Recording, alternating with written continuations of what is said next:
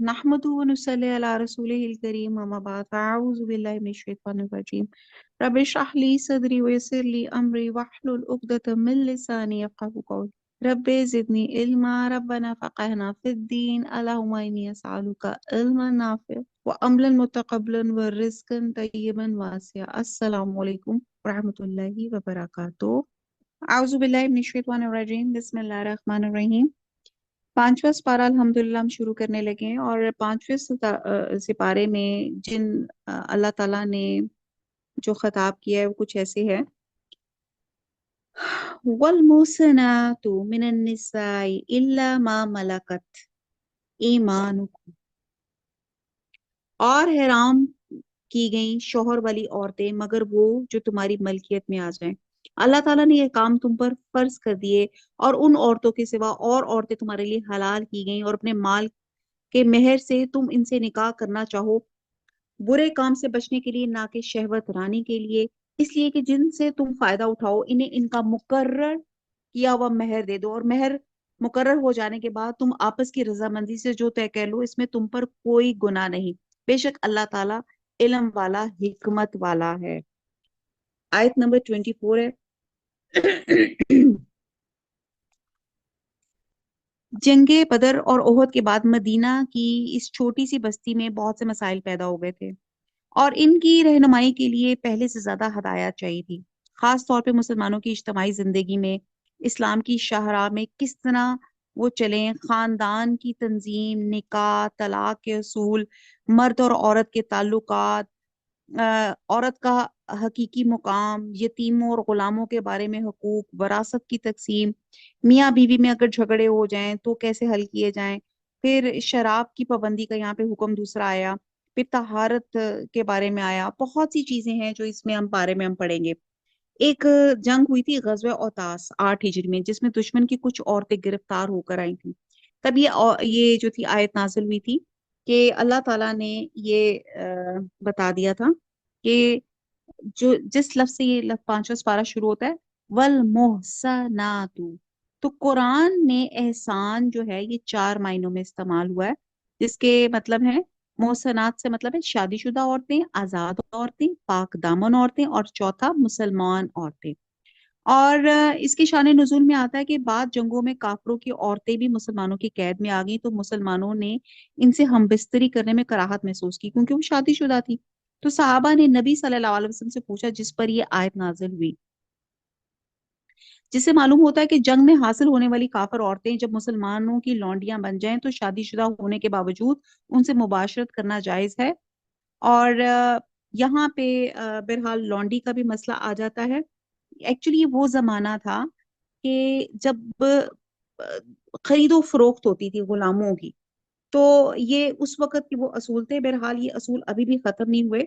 ये तो डिपेंड करता है कि अल्लाह ना करे कोई ऐसा माशरे में ऐसा आ जाए, क्योंकि जब जंग हुई और बहुत सी खवातीन जो थी वो जब आ गई तो अब उनको उनको था कि उनको कफालत कौन करेगा।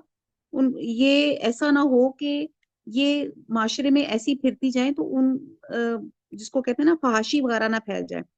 तो यहाँ पे फिर अल्लाह सुब्हाना ताला ने कुछ असूल निकाले कि इनको हम माशरे में ऐसे आजाद नहीं छोड़ सकते, इस तरह फसाद पैदा होगा। तो फिर इसके लिए सिलसिले में आ गया कि इनके लिए क्या किया जाए। नंबर एक के कि फिर ऐसी औरतों से फिर कहा गया कि निकाह करना जायज है। इनके लिए 4 चीजें जरूरी हैं। नंबर एक, तलब करो, इन तब तक हो, दोनों की तरफ से इजाबो कबूल हो। और दूसरा, मेहर अदा करना है। तीसरा, इनको शादी की कैद में लाना मकसूद है, ना सिर्फ ये कि आपकी शहवत रानी के लिए हो। और चौथा, गवाहों की मौजूदगी हो। तो फिर ये निकाह जो है, ऐसा निकाह जो है वो जायज हो जाता है। आगे चलते हैं। और तुम में से जिस किसी को आजाद मुसलमान औरतों से निकाह करने की पूरी वुसअत और ताकत ना हो तो वो मुसलमान लौंडियों से जिनके तुम मालिक हो अपना निकाह कर ले। अल्लाह तुम्हारे अमाल को बखूबी जानने वाला है। तुम सब आपस में तो एक ही तो हो, इसलिए इनके मालिकों की इजाजत से इनसे निकाह कर लो और कायदे के मुताबिक इनके मेहर इनको दे दो। वो पाक दामन हो, ना कि एलानिया बदकारी करने वाली, वला मुत्ताखिजाती अखदान, ना खुफिया आशनाई करने वाली। बस जब ये लौंडियां निकाह में आ जाएं, अगर वो बेहयाई का काम करे तो इन्हें आधी सजा है उस सजा से जो आजाद औरतों की है। کنیزوں سے نکاح کا یہ حکم تم سے ان لوگوں کے لیے ہے جنہیں گناہ اور تکلیف کا اندیشہ ہے، تمہارا ضبط کرنا بہت بہتر ہے، اللہ تعالیٰ بڑا بخشنے والا بڑی رحمت والا ہے۔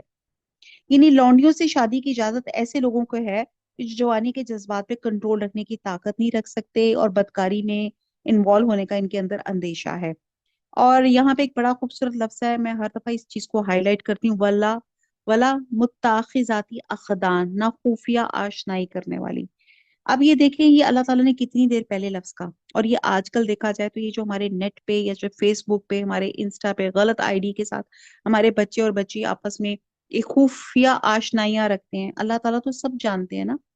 تو یہاں پہ اللہ تعالیٰ بدکاری کا سدے باب کر رہے ہیں کہ اللہ تعالیٰ نے اس جو غلام عورت ہے اس کا درجہ آزاد عورت کے برابر کر دیا، اور اس کو وہی حقوق حاصل ہوں گے جو آزاد بیوی کے لیے ہوتے ہیں۔ اور پھر آپ دیکھیں کہ اللہ تعالیٰ نے یہ غلاموں کی جو ایک ایک رسم تھی، اللہ تعالیٰ نے اسلام لانے کے بعد غلاموں کے ساتھ کتنا بہترین معاملہ اور سلوک کیا۔ اللہ تعالیٰ چاہتا ہے کہ تمہارے واسطے خوب کھول کھول کر بیان کرے، تمہیں تم سے پہلے کے نیک لوگوں کی راہ پہ چلائے اور تم پر رجوع کرے۔ اللہ تعالیٰ جاننے والا حکمت والا ہے۔ اللہ تعالیٰ چاہتا ہے کہ تمہاری توبہ قبول کرے، اور جو لوگ خواہشات کے پیرو ہیں وہ چاہتے ہیں کہ تم اس سے بہت دور ہٹ جاؤ۔ اللہ چاہتا ہے کہ تم سے تخفیف کر دے کیونکہ انسان کمزور پیدا کیا گیا ہے۔ ایمان والو اپنے آپس کے مال ناجائز طریقے سے مت کھاؤ، مگر یہ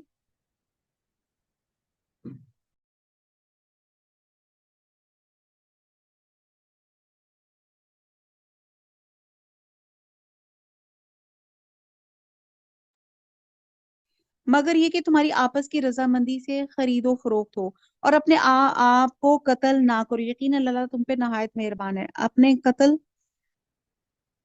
اس سے مراد خودکشی ہے جو کہ کبیرہ گناہ ہے، اور کسی مسلمان کو بھی قتل کرنا یہ بھی کبیرہ گناہ ہے۔ یقیناً اللہ تعالیٰ تم پہ نہایت مہربان ہے۔ اور جو شخص یہ نافرمانیاں پلیز سرکشی، پیج چینج کر دیں۔ جی شازیہ پیج چینج کر دیں۔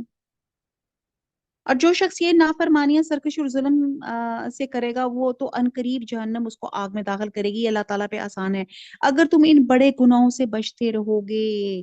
ان تجتنبوا کبائر ما تنہون عنہ نکفر عنکم سیئاتکم وندخلکم مدخلا کریما۔ اللہ تعالیٰ فرماتے ہیں اگر تم ان بڑے گناہوں سے بچتے رہو گے جن سے تم کو منع کیا گیا ہے تو تم سے تمہارے چھوٹے گناہ دور کر دے گا اور عزت اور بزرگی والی جگہ میں داخل کرے گا۔ اب کبیرہ گناہ جو ہے بعد کے نزدیک وہ گناہ ہے جن پہ حد مقرر ہے، اور بعد کے نزدیک وہ گناہ کبیرہ ہے جن پہ قرآن اور حدیث میں سخت وعید یا لعنت آئی ہے۔ اور بات کہتے ہیں ہر وہ کام جسے اللہ نے اس کے رسول نے بطور تحریم کے روکا ہے وہ کبیرہ گناہ ہے۔ اور ان میں سے کوئی بھی اور حدیث میں ایک جگہ یہ بھی ہے کہ جو مسلمان کبیرہ گناہ مثلا شرک، حقوق والدین، جھوٹ وغیرہ سے اجتناب کرتا ہے تو اللہ تعالیٰ کہتے ہیں میں اس کے صغیرہ گناہ بھی معاف کر دیتا ہوں۔ اور کہا جاتا ہے کہ صغیرہ گناہ کو بھی مسلسل کرنے سے وہ کبیرہ گناہ بن جاتا ہے۔ تو بہرحال اللہ تعالیٰ ہم سب کو یہ جو ہے کبائر، صغیرہ کبیرہ دونوں گناہوں سے اللہ تعالیٰ ہمیں بچا کے رکھے۔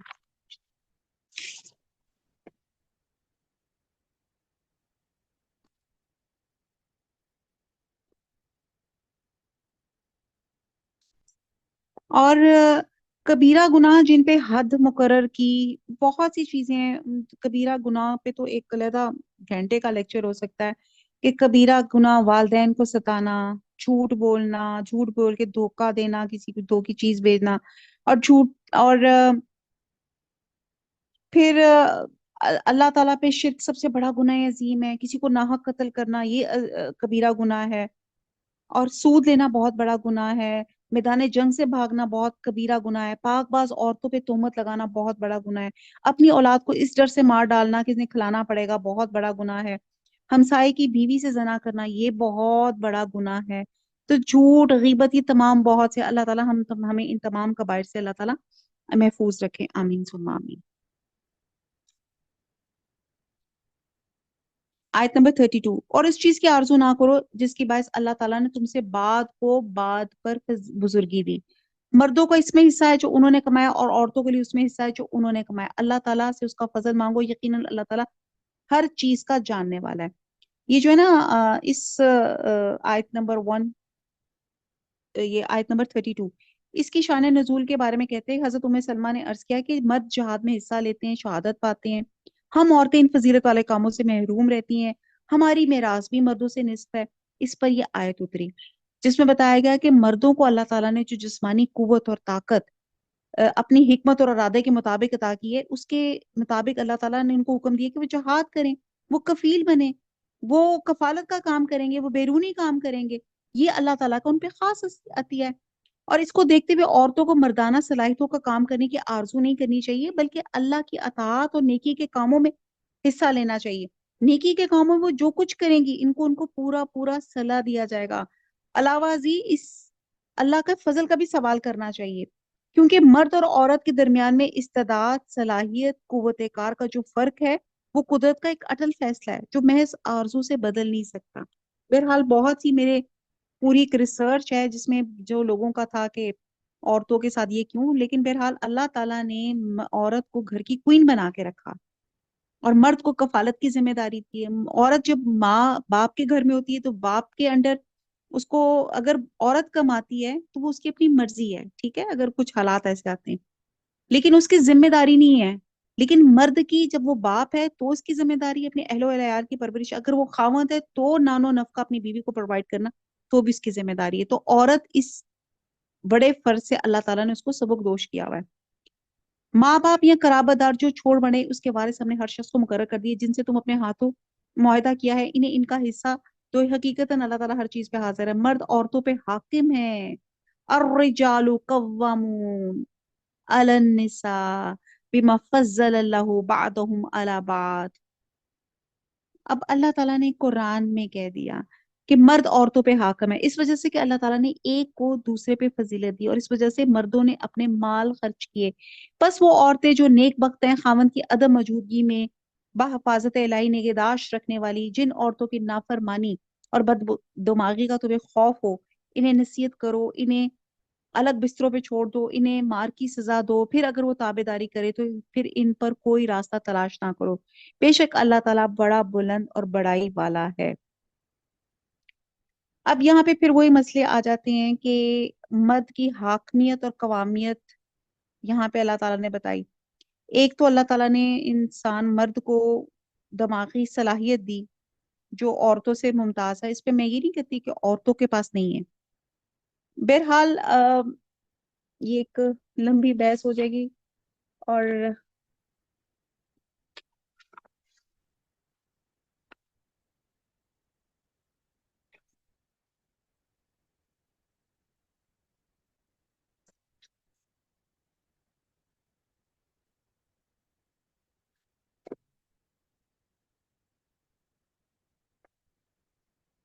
बहरहाल ये एक वाकई बड़ी लंबी बहस आ जाएगी अगर इस पे अगर हमने शुरू किया।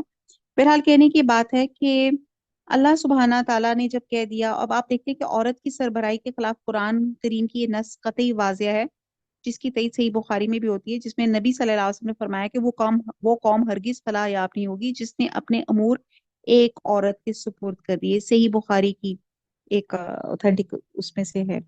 तो बहरहाल जैसे मैंने पहले बताया, अल्लाह ताला का ये अल्लाह ताला ने कह दिया कि अल्लाह ताला ने एक दर्जा बुलंद किया, तो अगर हम उसको तस्लीम कर लेंगे तो हमारी जिंदगी में सुकून आ जाएगा। और फिर यहाँ पे अच्छा जी टाइम बहुत हो गया। यहाँ पे नाफरमानी की सजा बताई गई है। यहाँ पे अल्लाह ताला ने कहा कि जो औरतें नाफरमानी करें तो पहला तो उनको कहा गया कि उनके उनको बिस्तरों पे अलग छोड़ दो, ठीक है। एक जो नेक शरीफ औरत होगी ना और मर्द मियाँ बीवी की लड़ाई होगी तो उसके लिए यही बहुत बड़ा एक सजा के तौर पे है कि उसका हस्बैंड उसके साथ आपके साथ एक बिस्तर शेयर नहीं कर रहा। फिर कहा जा रहा है कि अगर पहले तो आप खामोश हो जाएं, बिस्तर अलहदा कर दें, और फिर अगर इस तरह भी नहीं आता तो फिर मार, और मार भी क्या है, वो कहते हैं कि पीलू, यानी कि वो जो मुस्वाक की जो है ना उसके साथ आप उसके साथ कर सकते हैं। और मुंह पे तो बिल्कुल भी नहीं मारना। तो क्या समझ आता है कि अगर एक औरत नाफरमानी करे, सबसे पहले वाज़ो नसीहत करें। दूसरे नंबर पर आर्जी अलैदगी कर लें, जो औरत के लिए बहुत बड़ी वार्निंग है। और फिर ये है कि अगर ऐसे भी ना समझे तो हल्की सी मार, लेकिन वो क्या, वो जो मसवाक होती है, आप देखिए कितनी को होती है, बस उसके साथ आप थोड़ा सा, और वो भी चेहरे पे नहीं। और घर के अंदर ये आपने तीनों तरीके हैं, अगर ना हो तो फिर चौथा तरीका जो है वो इंशाल्लाह ये आगे पढ़ते हैं कि फिर आप ये जो है कि बाहर से लोगों को, जैसे जो सालिस हैं, जो उनकी सुलह कराने वाले हैं, उनसे आप मदद ले सकते हैं।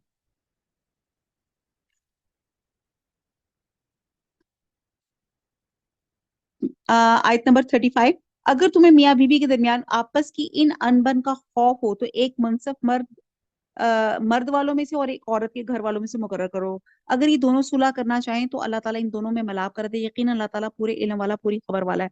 अल्लाह ताला की इबादत करो, उसके साथ किसी को शरीक ना करो। माँ बाप के साथ सुलूक व एहसान करो, रिश्तेदारों से और यतीमों से और मिस्कीनों से और कराबत और हमसाये से और अजनबी हमसाये से और पहलू के साथी से और राह के मुसाफिर से और उनसे जिनके मालिक तुम्हारे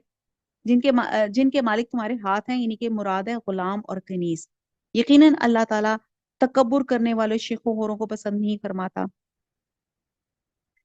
एक हदीस में आता है कि वो शख्स जन्नत में नहीं जाएगा जिसके दिल में राई के बराबर भी तकबर होगा। और शैतान, सबसे पहले किब्र किसने किया था? शैतान ने किया था। और जो लोग खुद बखीली करते हैं, दूसरों को बखीली का कहते हैं, अल्लाह ताला ने जो अपना फजल इन्हें दे रखा है इसे छुपा लेते हैं। हमने इन काफरों के लिए जिल्लत की मार तैयार कर रखी है। जो लोग अपना माल लोगों के दिखावे के लिए खर्च करते हैं, अल्लाह ताला पर और क़यामत के दिन पर ईमान नहीं रखते, जिसका हम नशीन और साथी शैतान हो तो वो बदतरीन साथी है। भला इनका क्या नुकसान था अगर ये अल्लाह ताला पर और क़यामत के दिन पर ईमान लाते, और अल्लाह ताला ने जो इन्हें दे रखा है इसमें खर्च करते। अल्लाह ताला इन्हें खूब जानने वाला है। बेशक अल्लाह ताला एक जरा बराबर जुल्म नहीं करता। अगर नेकी हो तो उसे दुगनी कर देता है, और खास अपने पास से बहुत बड़ा सवाब देता है। बस क्या हाल होगा जिस वक्त के हर उम्मत में से एक गवाह हम लाएंगे, आपको इन लोगों पे गवाह बना कर लाएंगे। जिस रोज काफर और रसूल के नाफरमान आरजू करेंगे, काश इन्हें जमीन के साथ हमवार कर दिया जाता,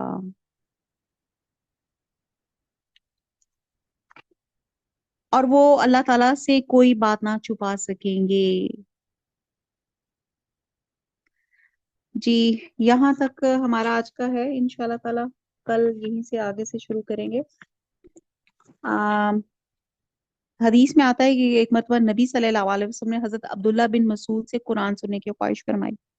वो सुनाते ही जब वो इस आयत पे पहुंचे तो आपने फरमाया, अब काफी है। हजरत इब्ने मसूद फरमाते कि मैंने देखा कि आपकी दोनों आंखों से आंसू रवा थे।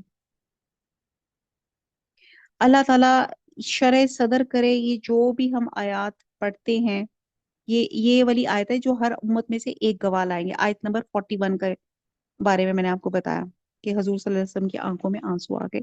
अल्लाह ताला हमारी इस कोशिश को कबूल फरमाए। अल्लाह ताला हमारे सब घरों में बरकतें डाले। पारा नंबर 5 था, और हमारी जो है आयत नंबर 43 से ऑनवर्ड शुरू होगी। या अय्युहल्लज़ीना आमनु ला तक़रबुस सलात व अंतुम सुकरा। यहाँ अल्लाह सुब्हानहू व तआला फरमा रहे हैं कि ए ईमान वालो, जब तुम नशे में मस्त हो नमाज के करीब भी ना जाओ, जब तक कि अपनी बात को समझने ना लगो, और जनाबत की हालत में जब तक कि गुस्ल ना कर लो। हाँ, अगर राह चलते गुजर जाने वाले हो तो और बात है। अगर तुम बीमार हो या सफर में हो, या तुम में से कोई कज़ाए हाजत से आया हो, तो तुमने औरतों से मुबाशरत की हो और तुम्हें पानी ना मिले, तो पाक मिट्टी का कसद कर लो, अपने मुंह और अपने हाथ मल लो। बेशक अल्लाह ताला माफ करने वाला, बख्शने वाला है। अब कहते हैं कि ये हुक्म उस वक्त दिया गया था कि जब अभी शराब की हुर्मत नाज़िल नहीं हुई थी। चुनाचे एक दावत में शराब नोशी के बाद जब नमाज के लिए खड़े हुए तो नशे में कुरान के अल्फाज भी गलत पढ़े गए। तो फिर ये आयत नाज़िल हुई कि नशे की हालत में नमाज मत पढ़ा करो। गोया उस वक़्त सिर्फ नमाज के वक़्त करीम शराब नोशी से मना किया गया था। बिल्कुल मुमानियत और हुर्मत का हुक्म उसके बाद नाज़िल हुआ था। और ये शराब के बाबत ये दूसरा हुक्म था। उसके बाद जो थी शराब हराम ही हो गई थी। और यहाँ पे जो था طیب اور پاک ہونے کا بتایا جا رہا ہے کہ بیمار سے مراد وہ بیمار جسے وضو کرنے سے نقصان یا بیماری میں اضافے کا اندیشہ ہو، اور اس میں یہاں پہ یہ ہے کہ تیمم کرنے کی اجازت ہے، اور پانی نہ ملنے کی صورت میں یہ اجازت مقیم بھی حاصل کر سکتا ہے۔ اور تیمم کیا ہے کہ ایک ہی مرتبہ ہاتھ زمین پہ مار کر کلائی تک دونوں ہاتھ ایک دوسرے پر پھیر پھیر لے، ٹھیک ہے جی، اور منہ پر بھی پھیر لے۔ اور تیمم کے بارے میں حضور صلی اللہ علیہ وسلم نے فرمایا کہ یہ دونوں ہتھیلیوں اور چہروں کے لیے ایک ہی مرتبہ مارنا ہے، اور یہ جو تیمم ہے یہ وضو اور غسل کے قائم مقام بھی ہو جاتا ہے۔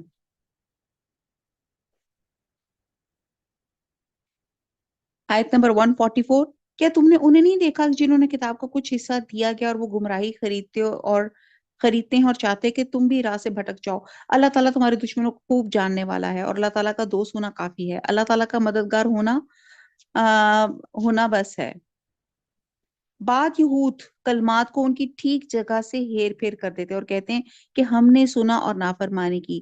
سن اس کے بغیر کہ تو سنا جائے، وسمع غیر مسمعی رائنا، اب یہاں پہ اور ہماری رعایت کر، لیکن اس کہنے میں اپنی زبان کو پیش دیتے اور دین میں تانا دیتے، اور یہ دیتے ہیں اگر یہ لوگ کہتے ہیں کہ ہم نے سنا، ہم نے فرما برداری کی، سمعینا وآتانا، اور آپ سنیے اور ہمیں دیکھیے، تو یہ ان کے لیے بہت بہتر اور نہایت ہی مناسب تھا، لیکن اللہ تعالیٰ نے ان کی کفر کی وجہ سے انہیں لعنت کی ہے، پس یہ بہت ہی کم ایمان لاتے ہیں۔ اب یہ وہی بات ہے کہ یہودیوں کی شرارتوں کی بات تھی کہ وہ جو پروننسیشن تھی اس کو چینج کر دیتے تھے، کہ ہم نے سنا کے ساتھ کہہ دیتے تھے کہ ہم نافرمانی کریں گے، یعنی کہ اطاعت نہیں کریں گے، اور پھر اسی طرح کہتے تھے تیری بات نہ سنی جائے، اور یہ بددعا کے طور پہ بھی کہتے تھے کہ تیری بات مقبول نہ ہو، اور اس طرح کی جو تھی نا چینجز کر دیا کرتے تھے۔ آیت نمبر نیکسٹ ہے، اے اہل کتاب، جو کچھ ہم نے نازل فرمایا ہے جو اس کی بھی تصدیق کرنے والا ہے اور جو تمہارے پاس ہے، اس پر اس سے پہلے ایمان لاؤ کہ ہم چہرے بگاڑ دیں اور انہیں لوٹا کر پیٹھ کی طرف کر دیں، یا ان پہ لعنت بھیجے جیسے ہم نے ہفتے کے دن والوں پر لعنت کی، اور اور ہے اللہ تعالیٰ کا کام کیا گیا، یقینا اللہ تعالیٰ اپنے ساتھ شریک کیے جانے کو نہیں بخشتا، اور اس کے ساتھ جسے چاہے بخش دیتا ہے، اور جو اللہ تعالیٰ کے ساتھ شریک مقرر کر لے اس نے بہت بڑا گناہ اور بہتان باندھا۔ کیا آپ نے نہیں دیکھا کہ جو اپنی پاکیزگی کی ستائش خود کرتے ہیں، بلکہ اللہ تعالیٰ جسے چاہے پاکیزہ کرتا ہے کسی پر، بل اللہ یزکی من یشاء ولا یظلمون فتیلا، اللہ تعالیٰ کہتے ہیں کہ کسی پر ایک دھاگے کے برابر ظلم نہ کیا جائے گا۔ اب فتیل کھجور کی گٹھلی کے کٹاؤ پہ جو دھاگا یا سوئی کی طرح نکلتا ہوا دکھائی دیتا ہے، اس کو کہا جاتا ہے۔ اللہ تعالیٰ فرماتے ہیں کہ اتنا سا بھی ظلم نہیں ہوگا، اور بلیو کریں کہ جب یہ میں نے قرآن میں پڑھا اور واقعی اس سے پہلے تم کھجور نکالی اور کھا لی، تو اس کے بعد یہ دیکھا کہ کتنا اللہ تعالیٰ کیسے کیسے مسالے اور کتنی باریک بینی سے مسالے اللہ سبحانہ تعالیٰ ہماری سمجھ کے لیے عطا فرماتے ہیں۔ آیت نمبر 150، دیکھو یہ لوگ، سوری خالی 50، دیکھو یہ لوگ اللہ تعالیٰ پر کس طرح جھوٹ باندھتے ہیں، اور یہ حرکت سری گناہ ہونے کے لیے کافی ہے۔ کیا آپ نے نہیں دیکھا کہ انہیں کتاب کا کچھ حصہ ملا جو بت کا اور باطل معبود کا اعتقاد رکھتے ہیں، اور کافروں کے حق میں کہتے ہیں کہ یہ لوگ ایمان والوں سے زیادہ راہ راست پر ہیں۔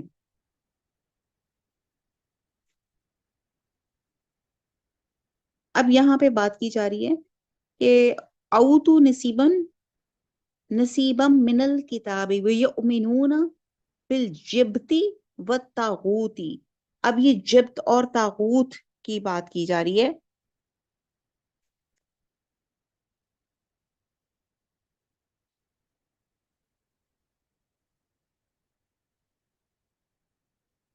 اب یہ اس آیت میں یہودیوں کے ایک اور فعل پہ بڑا تعجب کا اظہار کیا جا رہا تھا کہ اہل کتاب ہونے کے باوجود بھی یہ جبت یعنی کہ بت یا کاہن یا ساحر اور طاغوت سے مراد جھوٹے معبودوں پر ایمان رکھتے ہیں، اور کفار مکہ کو مسلمانوں سے زیادہ ہدایت یافتہ سمجھتے تھے۔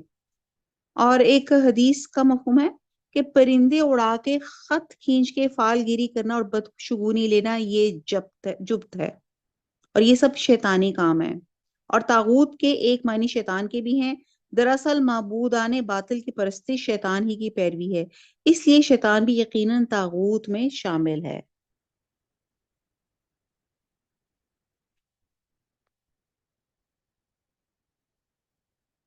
آیت نمبر 52، یہی وہ لوگ ہیں جنہیں اللہ تعالیٰ نے لعنت کی ہے، جسے اللہ تعالیٰ لعنت کر دے تو اس کا کوئی مددگار نہ پائے گا، کہ ان کا کوئی حصہ سلطنت میں ہے، اگر ایسا ہو تو پھر یہ کسی کو ایک کھجور کے شگاف کے برابر بھی کچھ نہ دیں۔ اب یہاں پہ لفظ آ رہا ہے نقیرہ، اور پہلے آ رہا تھا فتیلہ، تو آپ یہ دیکھیں کہ یہ بھی نقیر بھی اس نقطے کو کہتے ہیں جو کھجور کی گٹھلی کے اوپر ہوتا ہے۔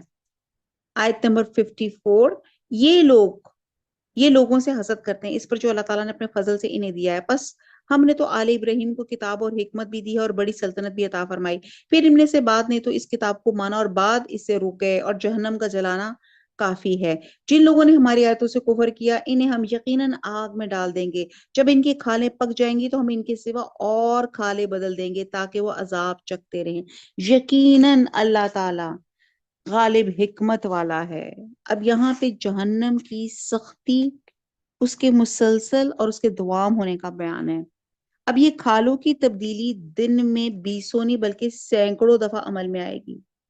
اور مسند احمد کی روایت ہے کہ جہنمی جہنم میں اتنے فربا ہو جائیں گے کہ ان کے کانوں کی لو سے پیچھے گردن تک کا فاصلہ 700 سال کی مسافت جتنا ہوگا۔ ان کی کھال کی موٹائی 70 بالشت اور داڑھ احد پہاڑ جتنی ہوگی۔ اب ایسا کیوں ہے؟ اگر آپ کسی ہاسپٹل میں ایکسٹریم برن کیس دیکھیں نا، تو آپ دیکھیں کہ سکن ہی ایک ایسی چیز ہوتی ہے جس میں آپ کو افیکٹ آتا ہے، آپ کو فیلنگ آتی ہے۔ اور جو ایکسٹریم برن کیسز ہوتے ہیں، جب اگر آپ کی ان کی سکن جب بالکل ٹوٹل برن ہو جاتی ہے تو پھر ان کو پین کا احساس ہی نہیں رہتا۔ تو یہاں پہ اللہ سبحانہ تعالیٰ کہہ رہے ہیں کہ یہ جہنمیوں کو جب آگ میں ڈالا جائے گا تو اگر ان کی جو سکنز ہیں، ان کی کھالیں ہیں، وہ پک جائیں گی تو اللہ تعالیٰ چینج کرتے رہیں گے تاکہ ان کو پین کی انٹینسٹی، اس آگ کی انٹینسٹی کو محسوس کرتے رہیں۔ یقیناً اللہ تعالیٰ غالب حکمت والا ہے۔ اور جو لوگ آیت نمبر 57، اور جو لوگ ایمان لائے اور شائستہ اعمال کیے، ہم عنقریب انہیں ان جنتوں میں لے جائیں گے جن کے نیچے نہریں بہ رہی ہیں، جن میں وہ ہمیشہ ہمیشہ رہیں گے۔ ان کے لیے وہاں صاف ستھری بیویاں ہوں گی اور ہم انہیں گھنی چھاؤں اور پوری راحت میں لے جائیں گے۔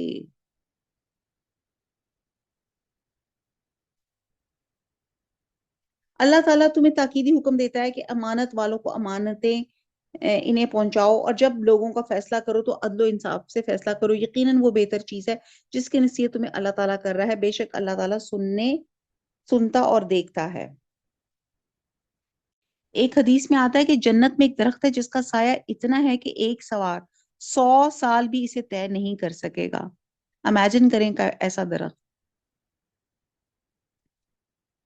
اور یہ جو اگلی آیت جو میں نے پڑھی کہ امانتیں پہنچاؤ اور فیصلہ کرو، آیت نمبر 58، اکثر اسکالرس کے نزدیک یہ آیت حضرت عثمان بن طلحہ کی شان میں ہوئی، جنہوں جو خاندانی طور پہ خانہ کعبہ کے دربان اور کلید بردار چلے آ رہے تھے، اور مکہ فتح ہونے کے بعد جب رسول صلی اللہ علیہ وسلم خانہ کعبہ میں تشریف لائے تو طواف وغیرہ کے بعد آپ نے حضرت عثمان بن طلحہ کو، جو صلح حدیبیہ کے موقع پہ مسلمان ہو چکے تھے، طلب فرمایا۔ انہیں خانہ کعبہ کی چابیاں دے کر فرمایا کہ یہ تمہاری چابیاں ہیں، آج کا دن وفا اور نیکی کا دن ہے۔ اور ابن کثیر کے مطابق آیت کا یہ سبب نزول اگرچہ خاص ہے لیکن اس کا حکم عام ہے، اور اس کے مخاطب عوام اور حکام دونوں ہیں، اور دونوں کو تاکید کی گئی کہ امانتیں انہیں پہنچاؤ جو امانتوں کے اہل ہیں۔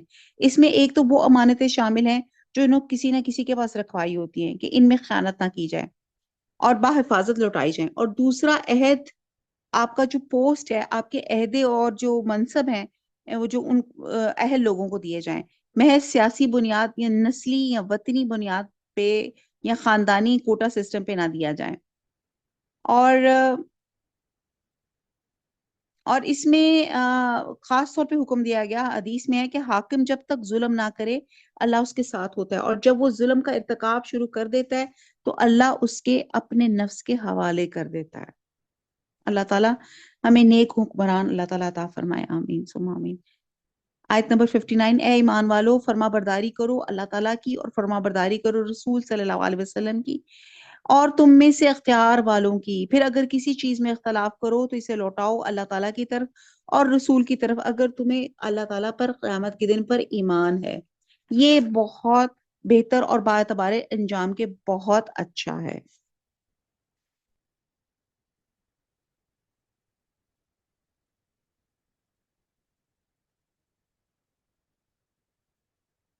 آیت نمبر 60، کیا آپ نے انہیں نہیں دیکھا جن کا دعویٰ تو یہ تھا کہ جو کچھ آپ سے پہلے اتارا گیا تھا اس پر ان کی ایمان ہے، لیکن وہ اپنے فیصلے غیر اللہ کی طرف لے جانا چاہتے ہیں، حالانکہ انہیں حکم دیا گیا کہ شیطان کا انکار کریں۔ شیطان تو یہ چاہتا ہے کہ انہیں بہکا کر دور ڈال دے۔ ان سے جب بھی کہا جاتا تھا کہ اللہ تعالیٰ کے نازل کردہ کلام کی اور رسول صلی اللہ علیہ وسلم کی طرف آؤ، تو آپ دیکھ لیں گے کہ یہ منافق آپ سے منہ پھیر کر رکے جاتے ہیں۔ پھر کیا بات ہے کہ جب ان پر ان کے کرتوت کے باعث کوئی مصیبت آ پڑتی ہے تو پھر یہ آپ کے پاس آ کے اللہ تعالیٰ کی قسمیں کھاتے ہیں، ہمارا ارادہ تو صرف بھلائی اور میل ملاپ ہی کا تھا۔ یہ آیات بھی جو ہیں ان لوگوں کے بارے میں نازل ہوئی جو اپنا فیصلہ عدالت میں لے جانے کی بجائے سرداران یہود یا سرداران قریش کی طرف لے جانا چاہتے تھے۔ تاہم اس کا حکم عام ہے، اور اس میں تمام وہ لوگ شامل ہیں جو کتاب و سنت سے اعراض کرتے ہیں اور اپنے فیصلوں کے لیے ان دونوں کو چھوڑ کر کسی اور کی طرف چلے جاتے ہیں۔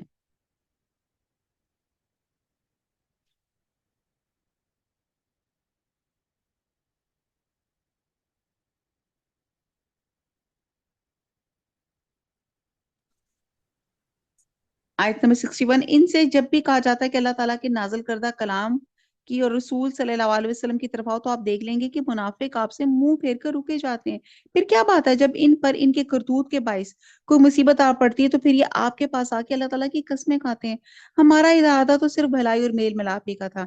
یہ وہ لوگ ہیں کہ ان کے دلوں کا بھید اللہ تعالیٰ پر بخوبی روشن ہے، آپ ان سے چشم پوشی کیجئے، انہیں نصیحت کرتے رہیے، انہیں وہ بات کہیے جو ان کے دلوں میں گھر کرنے والی ہو۔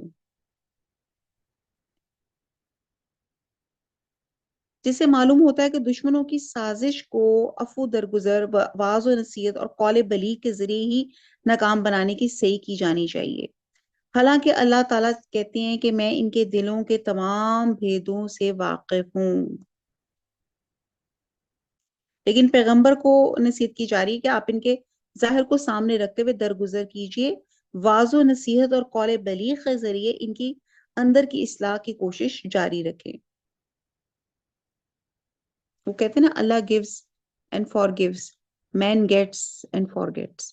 آیت نمبر 64، ہم نے ہر رسول کو صرف اسی اسی لیے بھیجا کہ اللہ تعالیٰ کے حکم سے اس کی فرما برداری کی جائے۔ اگر یہ لوگ جب انہوں نے اپنی جانوں پہ ظلم کیا تھا تیرے پاس آ جاتے، اللہ تعالیٰ سے استغفار کرتے، رسول بھی ان کے لیے استغفار کرتے، تو یقیناً یہ لوگ اللہ تعالیٰ کو معاف کرنے والے مہربان پاتے۔ سو قسم ہے تیرے پروردگار کی، یہ ایماندار نہیں ہو سکتے جب تک کہ تمام آپس کے اختلاف میں آپ کو حاکم نہ مان لیں۔ پھر جو فیصلے آپ ان میں کر دیں، ان سے اپنے دل میں کسی طرح کی تنگی اور ناخوشی نہ پائیں اور فرما برداری کے ساتھ قبول کریں۔ بیسیکلی اس آیت کی شان نزول میں ایک یہودی اور مسلمان کا واقعہ عموماً بیان کیا جاتا ہے جو بارگاہ رسالت سے فیصلے کے باوجود حضرت عمر رضی اللہ تعالیٰ عنہ سے فیصلے کروانے گیا، جس پر حضرت عمر نے اس مسلمان کا سر قلم کر دیا، لیکن یہ سندن واقعہ صحیح نہیں ہے۔ اور صحیح واقعہ یہ ہے، جو اس آیت کے نزول کا سبب یہ ہے کہ حضرت زبیر رضی اللہ تعالیٰ عنہ کا جو رسول صلی اللہ علیہ وسلم کے پھپھی ذات تھے، اور ایک آدمی کا کھیت کو سیراب کرنے والے نالے یعنی کہ کھال کے پانی پہ جھگڑا ہو گیا۔ معاملہ نبی صلی اللہ علیہ وسلم تک پہنچا، آپ نے صورتحال کا جائزہ لیا اور جو فیصلہ حق لگا وہ آپ نے دے دیا، اور وہ اتفاقاً حضرت زبیر کے حق میں تھا، جس پر دوسرے آدمی نے کہا کہ آپ صلی اللہ علیہ وسلم نے یہ فیصلہ اس لیے کیا کہ وہ آپ کا پھوپھی ذات ہے۔ اس پر یہ آیت نازل ہوئی، اور اس آیت کا مطلب ہوا کہ نبی صلی اللہ علیہ وسلم کی کسی بات یا فیصلے سے اختلاف تو کجا دل میں آپ کو کراہت تک نہیں محسوس ہونی چاہیے۔ تو یہ آیت بھی منکرین حدیث کے لیے ہے کہ لمحہ فکریہ ہے کہ ہماری اللہ اور اس کے رسول کے سامنے ہماری باڈی لینگویج بھی نہیں چینج ہونی چاہیے جب ان کا حکم آ جائے، اور اسے خوشی سے قبول کرنا چاہیے۔ آیت نمبر 66، اگر ہم ان پہ فرض کر دیتے کہ اپنی جانوں کو قتل کر ڈالو یا اپنے گھروں سے نکل جاؤ، تو اسے ان میں سے بہت ہی کم بجا لاتے۔ اگر یہ وہی کریں گے جس کی انہیں نصیحت کی جاتی تو یقیناً یہی ان کے لیے بہتر اور بہت زیادہ مضبوطی والا ہو۔ آیت نمبر 67، اور تب تو انہیں ہم اپنے پاس سے بڑا ثواب دیں اور یقیناً انہیں راہ راست دکھا دیں، اور جو بھی اللہ تعالیٰ کے رسول صلی اللہ علیہ وسلم کی فرما برداری کرے وہ ان لوگوں کے ساتھ ہوگا جن پر اللہ تعالیٰ نے انعام کیا، جیسے نبی اور صدیق اور شہید اور نیک لوگ، یہ بہترین رفیق ہیں۔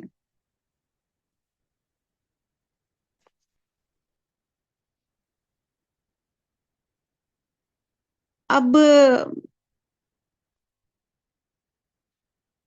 اللہ تعالیٰ یہاں پہ بتا رہے ہیں کہ اگر یہ لوگ اللہ اور اس کے رسول کی اطاعت میں لگے رہیں اور اپنی استعداد اور قابلیت کے مطابق، تو ان کو ان کے مطابق نبیوں، صدیقوں، شہداء اور صالحین کی رفاقت نصیب ہوگی۔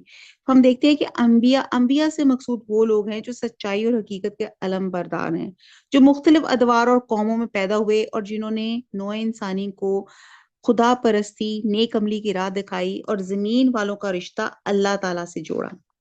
صدیق اس کو کہتے ہیں جو سراتاپا سچا ہوتا ہے، جس میں سچائی کی روح ہر معاملے میں غالب ہوتی ہے اور سچائی سے فطری مناسبت رکھتا ہے اور اسے دیکھتے ہی پہچان لیتا ہے اور قبول کر لیتا ہے۔ اور شہید کے معنی گواہی دینے والے کے ہیں، یعنی کہ ایسا انسان جو اپنے قول و فعل سے سچائی کی گواہی دے اور دنیا میں اس کے لیے شہادت جو ہے نا وہ حجت قائم کر دے۔ اور صالحین سے مراد وہ انسان ہے جو اپنے اعتقاد و عمل میں نیک اور راست پاس ہوں۔ اور سورہ فاتح میں جس انعام یافتہ گروہ کا ذکر کیا، اس سے مقصود ایسا ہی گروہ مراد ہے، اور اللہ سے ہم دعا مانگتے ہیں کہ اللہ تعالی ہمیں بھی ایسے ہی لوگوں میں شامل کرے جو نبی، صدیق، شہداء اور صالحین ہوں۔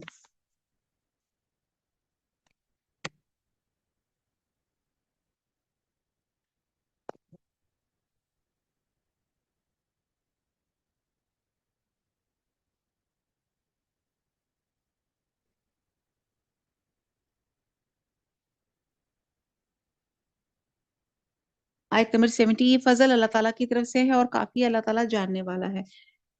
اے مسلمانوں، اپنے بچاؤ کا سامان لے لو، پھر گروہ گروہ بن کر کوچ کرو یا سب کے سب اکٹھے ہو کر نکل کھڑے ہو، اور یقیناً تم میں سے بعد وہ بھی ہیں جو پس و پیش کرتے ہیں، پس اگر تمہیں کوئی نقصان ہوتا ہے تو وہ کہتے ہیں اللہ تعالیٰ نے مجھ پہ بڑا فضل کیا، میں ان کے ساتھ موجود نہ تھا۔ اگر تمہیں اللہ تعالیٰ کو کوئی فضل مل جائے تو اس طرح کہ گویا تم میں ان میں دوستی تھی ہی نہیں، کہتے ہیں کہ کاش میں بھی ان کے ہمراہ ہوتا تو بڑی کامیابی کو پہنچتا۔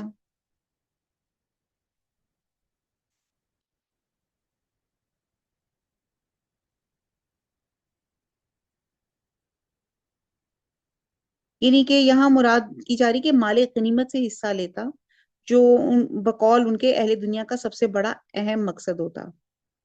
آیت نمبر 74، پس جو لوگ دنیا کی زندگی کو آخرت کے بدلے بیچ چکے، انہیں اللہ تعالیٰ کی راہ میں جہاد کرنا چاہیے، اور جو شخص اللہ تعالیٰ کی راہ میں جہاد کرتے ہوئے شہادت پالے یا غالب آ جائے، یقیناً ہم اسے بہت بڑا ثواب عنایت فرمائیں گے۔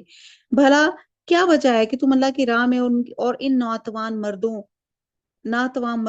عورتوں اور ننے ننے بچوں کے چھٹکارے کے لیے جہاد نہ کرو، جو یوں دعائیں مانگ رہے ہیں کہ اے ہمارے پروردگار۔ اتنی پیاری دعا ہے، غزہ کے، فلسطین کے مسلمان یاد آ رہے ہیں کیسے وہ تڑپ رہے تھے کہ اے ہمارے پروردگار، ان ظالموں کی بستی سے ہمیں نجات دے، آمین۔ ہمارے لیے خود اپنے پاس سے حمایتی اور کارساز مقرر کر دے، آمین۔ ہمارے لیے خاص اپنے پاس سے مددگار بنا، آمین۔ جو لوگ ایمان لائے وہ تو اللہ تعالیٰ کی راہ میں جہاد کرتے ہیں، اور جن لوگوں نے کفر کیا وہ طاغوت کی راہ میں لڑتے ہیں۔ پس تم شیطان کے دوستوں سے جنگ کرو، یقین مانو کہ شیطانی ہیلا بالکل بودا اور سخت کمزور ہے۔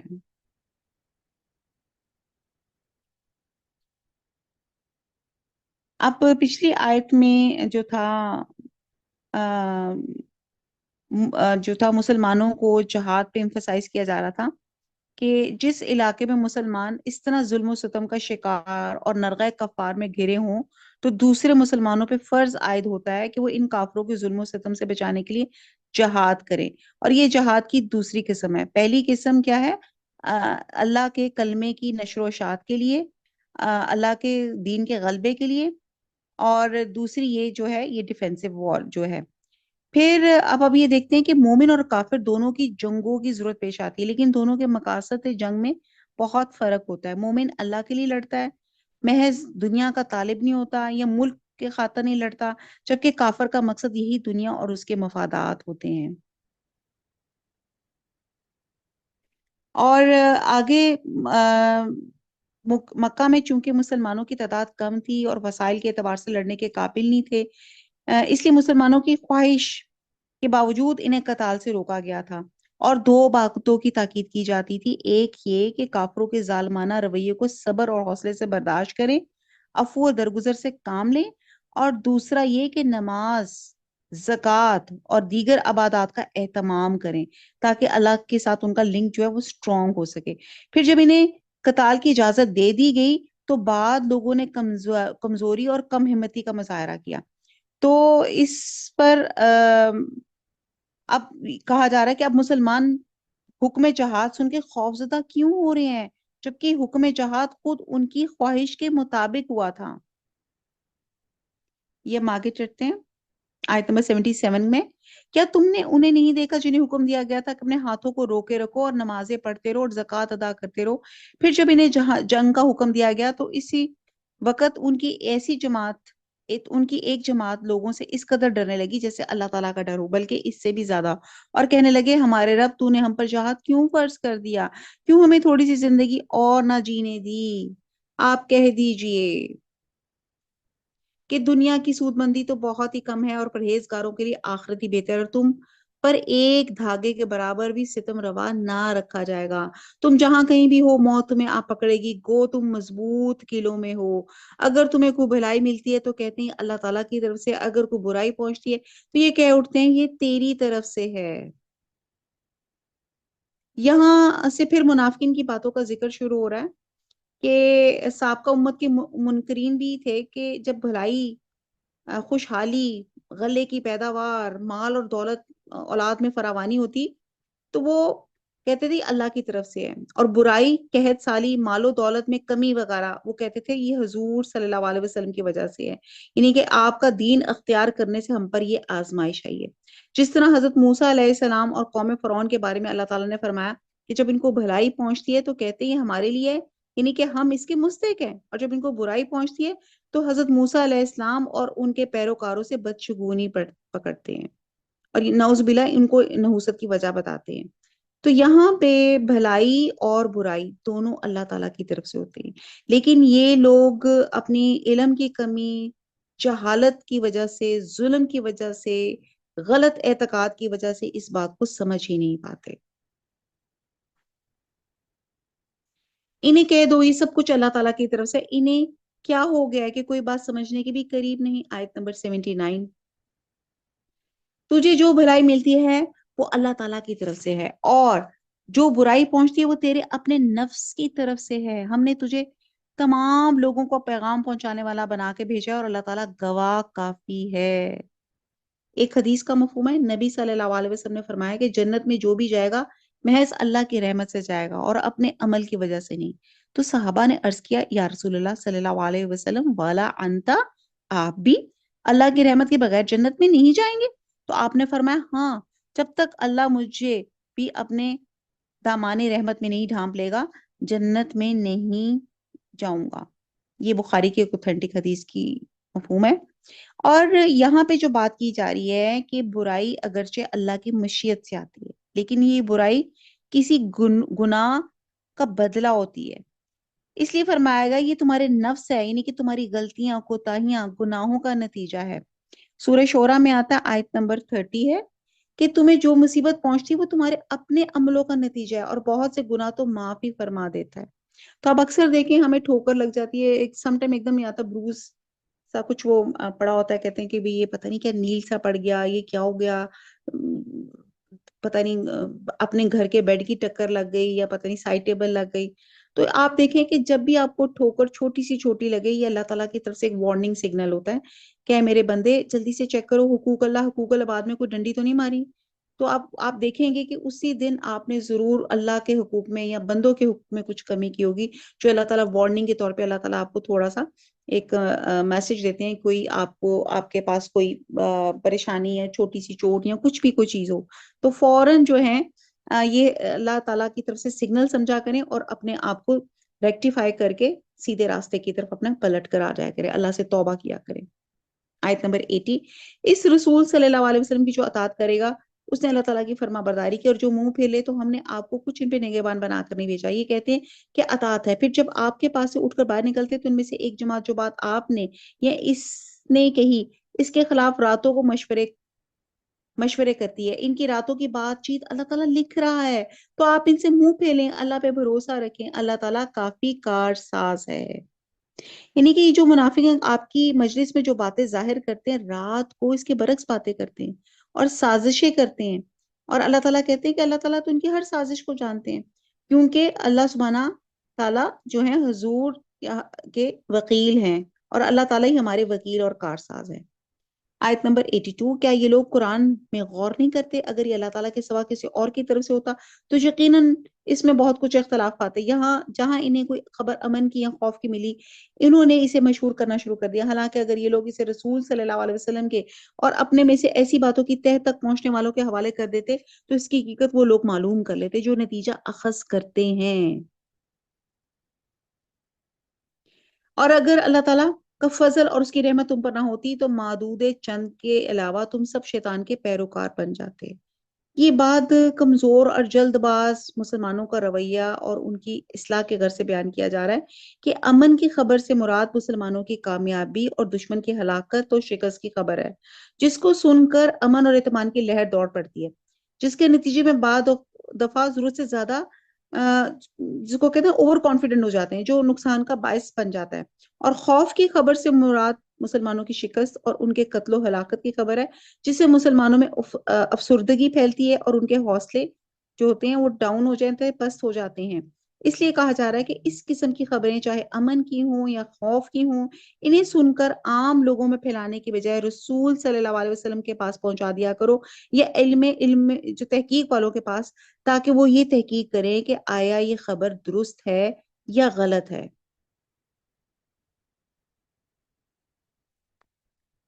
تاکہ وہ نتیجہ اخذ کر سکیں۔ آیت نمبر 84، تو اللہ تعالیٰ کی راہ میں جنگ کرتا رہے، تجھے صرف تیری ذات کی نسبت حکم دیا جاتا ہے، ہاں ایمان والوں کی رغبت دلاتا رہے۔ بہت ممکن ہے اللہ تعالیٰ کافروں کی جنگ کو روک دے، اللہ تعالیٰ سخت لڑائی والا ہے اور سزا دینے میں بھی سخت ہے۔ جو شخص کسی نیکی یا بھلے کام کی سفارش کرے گا تو اسے بھی اس کا کچھ حصہ ملے گا، اور جو برائی اور بدی کی سفارش کرے گا اس کے لیے بھی اس میں ایک حصہ ہے۔ اللہ تعالیٰ ہر چیز پر قدرت رکھنے والا ہے۔ اب یہاں پہ ایک اور ادب بتایا جا رہا ہے جس کے لیے ہم اکثر کہتے ہیں صدقہ جاریہ اور گناہ جاریہ کی بات کی جائے۔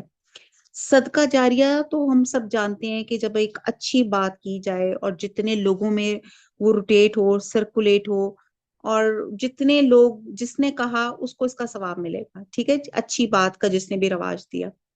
اور اسی طرح اگر کسی بری بات کا کسی نے رواج دیا جس کو گناہ جاریہ کہا جاتا ہے، تو جتنے لوگ اس کو فالو اپ کریں گے اس سب کا جو گناہ کا سب جو ہے وبال اسی کو ملے گا۔ جیسے آپ دیکھتے ہیں کہ ایک شخص نے دنیا میں جو سب سے پہلا قتل ہوا حابیل قابیل کا، تو وہ جتنے بھی آگے دنیا میں قتل ہوں گے اس کا ایک جو حصہ ہے وہ ان کو ملے گا، کیونکہ انہوں نے قتل کا رواج ڈالا، ٹھیک ہے جی۔ اسی لیے میں کہتی ہوں کہ جس کسی نے آپ کا بے پردگی جو ہے اس کو فیشن میں لے کر آیا، سلیو لیس انوینٹ کیا، تو جتنے بھی لوگ پہنیں گے وہ جس نے کیا ہے اس کو بھی ایک حصہ اس گناہ جاریہ کا ملے گا۔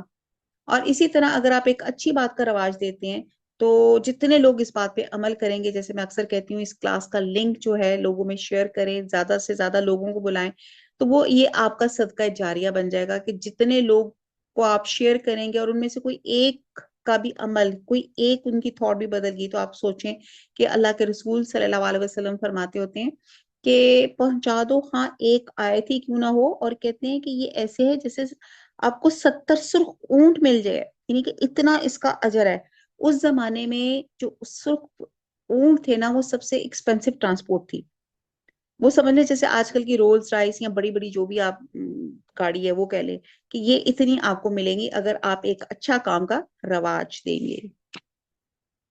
آیت نمبر 86 ہے، اور یہ بہت پیاری ہے۔ اس میں کہا گیا ہے کہ سلام کو رواج دے۔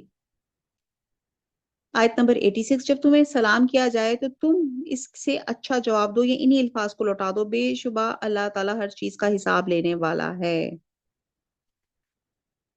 اور سلام کا کیا ہے، ایک حدیث میں آتا ہے کہ صرف السلام علیکم کہنے سے 10 نیکیاں، اور اس کے ساتھ رحمت اللہ کہنے سے 20 نیکیاں، و برکاتہ بھی کہنے سے 30 نیکیاں ملتی ہیں۔ اور یہ حکم مسلمانوں کے لیے ہے، یعنی کہ ایک مسلمان جب دوسرے مسلمان کو سلام کرے تو کہ السلام علیکم ورحمۃ اللہ وبرکاتہ۔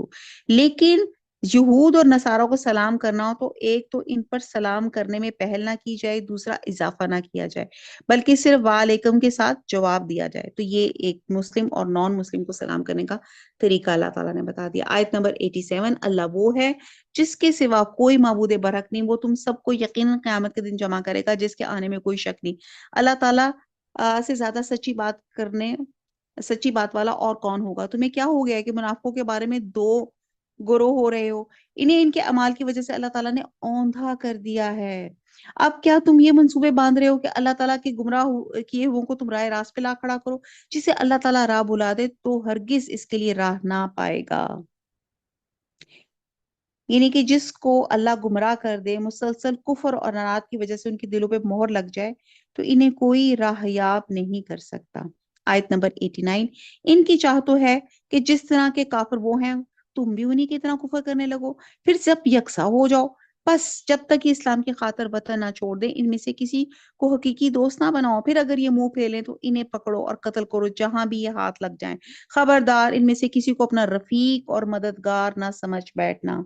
اللہ تعالیٰ نے یہ بات ایک نہیں کئی جگہ اللہ تعالیٰ نے فرمائی کہ آپ نان مسلمز کے ساتھ، آپ ان کے ساتھ کھانا پینا کر سکتے ہیں، بزنس لنکس کر سکتے ہیں، لیکن صرف کانفیڈینشیل اپنی رازدار باتوں میں ان کو اپنے ساتھ شامل نہیں کر سکتے۔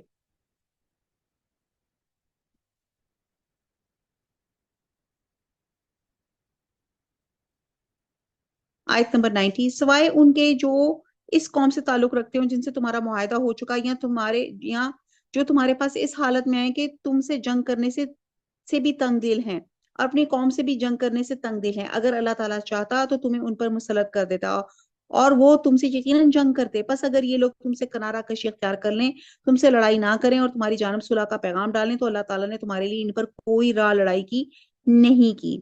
اب یہاں پہ اللہ تعالیٰ لڑنے کا جو ٹیکٹیز جو اللہ تعالیٰ اسٹریٹجیز بتا رہے وہ یہ ہے کہ جن سے لڑنے کا حکم دیا جا رہا ہے اس میں دو قسم کے لوگ ایگزمپٹڈ ہیں۔ ایک وہ لوگ جو ایسی قوم سے ربط و تعلق رکھتے ہوں، یعنی کہ ایسی قوم کے فرد ہوں یا اس کی پناہ میں ہوں جس قوم سے تمہارا معاہدہ ہے۔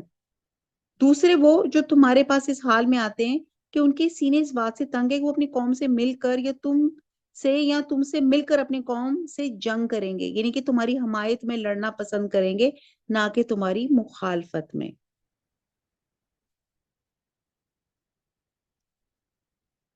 اگلی آیت ہے، تم کچھ اور لوگوں کو ایسا بھی پاؤ گے جن کی بظاہر چاہت ہے کہ تم سے بھی امن میں رہیں اور اپنی قوم سے بھی امن میں رہیں، لیکن جب کبھی فتنہ انگیزی کی طرف لوٹائے جاتے تو اوندھے منہ اس میں ڈال دیے جاتے ہیں۔ اب یہاں پہ ایک اور گروہ کا ذکر کیا جا رہا ہے، منافقین کا، جو مسلمانوں کے پاس آتے ہیں تو اسلام کا اظہار کرتے ہیں تاکہ مسلمانوں سے محفوظ رہیں، لیکن جب اپنی قوم میں جاتے ہیں تو شرک و بت پرستی کرتے ہیں تاکہ وہ انہیں اپنا ہم مذہب سمجھے، یوں وہ دونوں سے اپنے مفادات حاصل کرتے ہیں۔ اور یہ فتنے سے مراد شرک بھی ہو سکتا ہے۔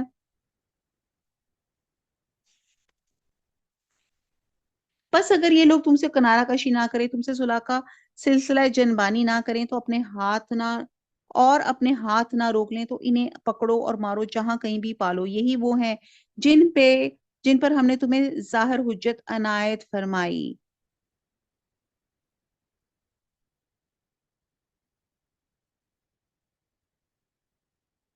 کسی مومن کو دوسرے مومن کا قتل کر دینا زیبا نہیں، مگر غلطی سے ہو جائے تو اور بات ہے۔ جو شخص کسی مسلمان کو بلا قصد مار ڈالے اس پر ایک مسلمان غلام کی گردن آزاد کرنا اور مقتول کے عزیزوں کو خون بہا پہنچانا ہے۔ ہاں یہ اور بات ہے کہ وہ لوگ بطور صدقہ معاف کر دیں، اور اگر مقتول تمہاری دشمن قوم کا ہو اور وہ مسلمان ہو تو صرف ایک مومن غلام کی گردن آزاد کرنا لازمی ہے، اور اگر مقتول اس قوم سے ہو کہ تم میں اور ان میں عہد و پیمان ہے تو خون بہا لازم ہے جو اس کے کنبے والوں کو پہنچا دیا جائے، اور ایک مسلمان غلام کا آزاد کرنا بھی ضروری ہے۔ بس جو نہ پائے اس کے ذمے 2 مہینے کے لگاتار روزے ہیں اللہ تعالیٰ سے بخشوانے کے لیے۔ اللہ تعالیٰ بخوبی جاننے والا، حکمت والا ہے۔ اب یہاں پہ اللہ سبحانہ تعالیٰ نے قصاص کا بتایا گیا ہوا ہے کہ یہ قتل خطا کا جرمانہ بیان کیا گیا ہے کہ 2 چیزیں ہیں، ایک بطور کفارہ جو ہے استغفار ہے، اور دوسرا یہ کہ مسلمان غلام کی گردن آزاد کریں، اور پھر جو ہے تیسرا ہے کہ دیت خون بہا دیا جائے۔ مقتول کے خون کے بدلے جو چیز مقتول کے وارثوں کو دی جائے وہ دیت کہلاتی ہے، اور دیت کی مقدار احادیث کے روح سے 100 اونٹ یا اس کے مساوی قیمت سونے یا چاندی یا کرنسی کی شکل ہے۔ اور اور یہاں پہ تیسرا جو حکم دیا گیا ہے وہ آپ کو معاف کرنا بھی کہا گیا ہے۔ اور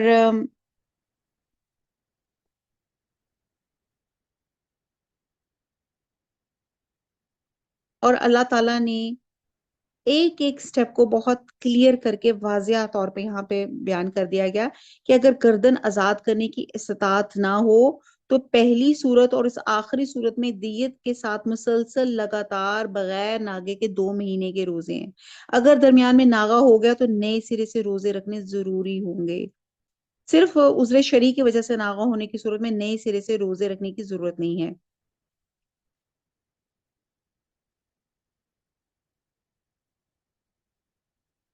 آیت نمبر 93، اور جو کوئی کسی مومن کو قصدن قتل کر ڈالے اس کی سزا دوزخ ہے۔ اب ایکچولی یہ جو ہم نے پیچھے بتایا قصاص، وہ قتل عمد قصاص ہے، یعنی کہ جس کو کہتے ہیں نا یہ قتل خطا کا جرمانہ بیان کیا گیا ہے۔ اب یہاں پہ بیان کیا جا رہا ہے کہ یہ چلیں پڑھتے ہیں اور ساتھ سمجھ آتے ہیں۔ جو کوئی کسی مومن کو قصدن قتل کر ڈالے اس کی سزا دوزخ ہے جس میں وہ ہمیشہ رہے گا، اس پہ اللہ تعالیٰ کا غضب ہے، اسے اللہ تعالیٰ نے لعنت کی ہے، اس کے لیے بڑا عذاب تیار کر رکھا ہے۔ اے ایمان والو، جب تم اللہ کی راہ میں جا رہے ہو تو تحقیق کر لیا کرو، جو تم سے سلام علیک کرے تم اسے یہ نہ کہہ دو کہ تو ایمان والا نہیں۔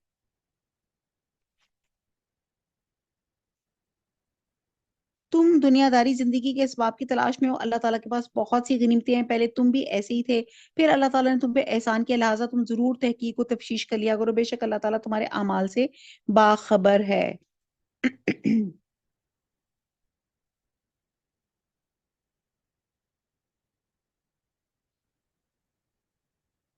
اور یہاں پہ جو کیا جا رہا ہے کہ تحقیق کر لیا کرو، کہتے ہیں خالص توبہ سے تو ہر گناہ معاف ہو جاتے ہیں۔ حدیث میں آتا ہے کہ بعض صحابہ کسی علاقے کے پاس گزرے، وہاں پہ ایک چرواہا تھا، بکریاں چرا رہا تھا، مسلمانوں کو دیکھ کر چرواہے نے سلام کیا۔ بعض صحابہ نے سمجھا شاید وہ جان بچانے کے لیے اپنے آپ کو مسلمان ظاہر کر رہا ہے، چنانچہ انہوں نے بغیر تحقیقی سے قتل کر ڈالا اور بکریاں بطور مال غنیمت لے کے حضور صلی اللہ علیہ وسلم کی خدمت میں حاضر ہو گئے، جس پہ یہ آیت نازل ہوئی۔ صحیح بخاری میں آتا ہے، اور بعد روایت میں آتا ہے کہ نبی صلی اللہ علیہ وسلم نے یہ بھی فرمایا کہ مکہ میں پہلے تم بھی اس چرواہے کی طرح ایمان چھپانے پہ مجبور تھے۔ کہتے ہیں کہ آپ صلی اللہ علیہ وسلم نے اس شخص کی دیت بھی ادا کی، اور اور آپ نے کہا تھا کہ اس قتل کا کوئی جواز نہیں ہے، اور چند بکریاں جو اس مقتول سے حاصل تھی یہ کچھ بھی نہیں ہے، اللہ کے پاس اس سے کہیں زیادہ بہتر غنیمتیں ہیں جو اللہ اور اس کے رسول کی اطاعت کی وجہ سے جو دنیا اور آخرت دونوں میں مل سکتی ہیں۔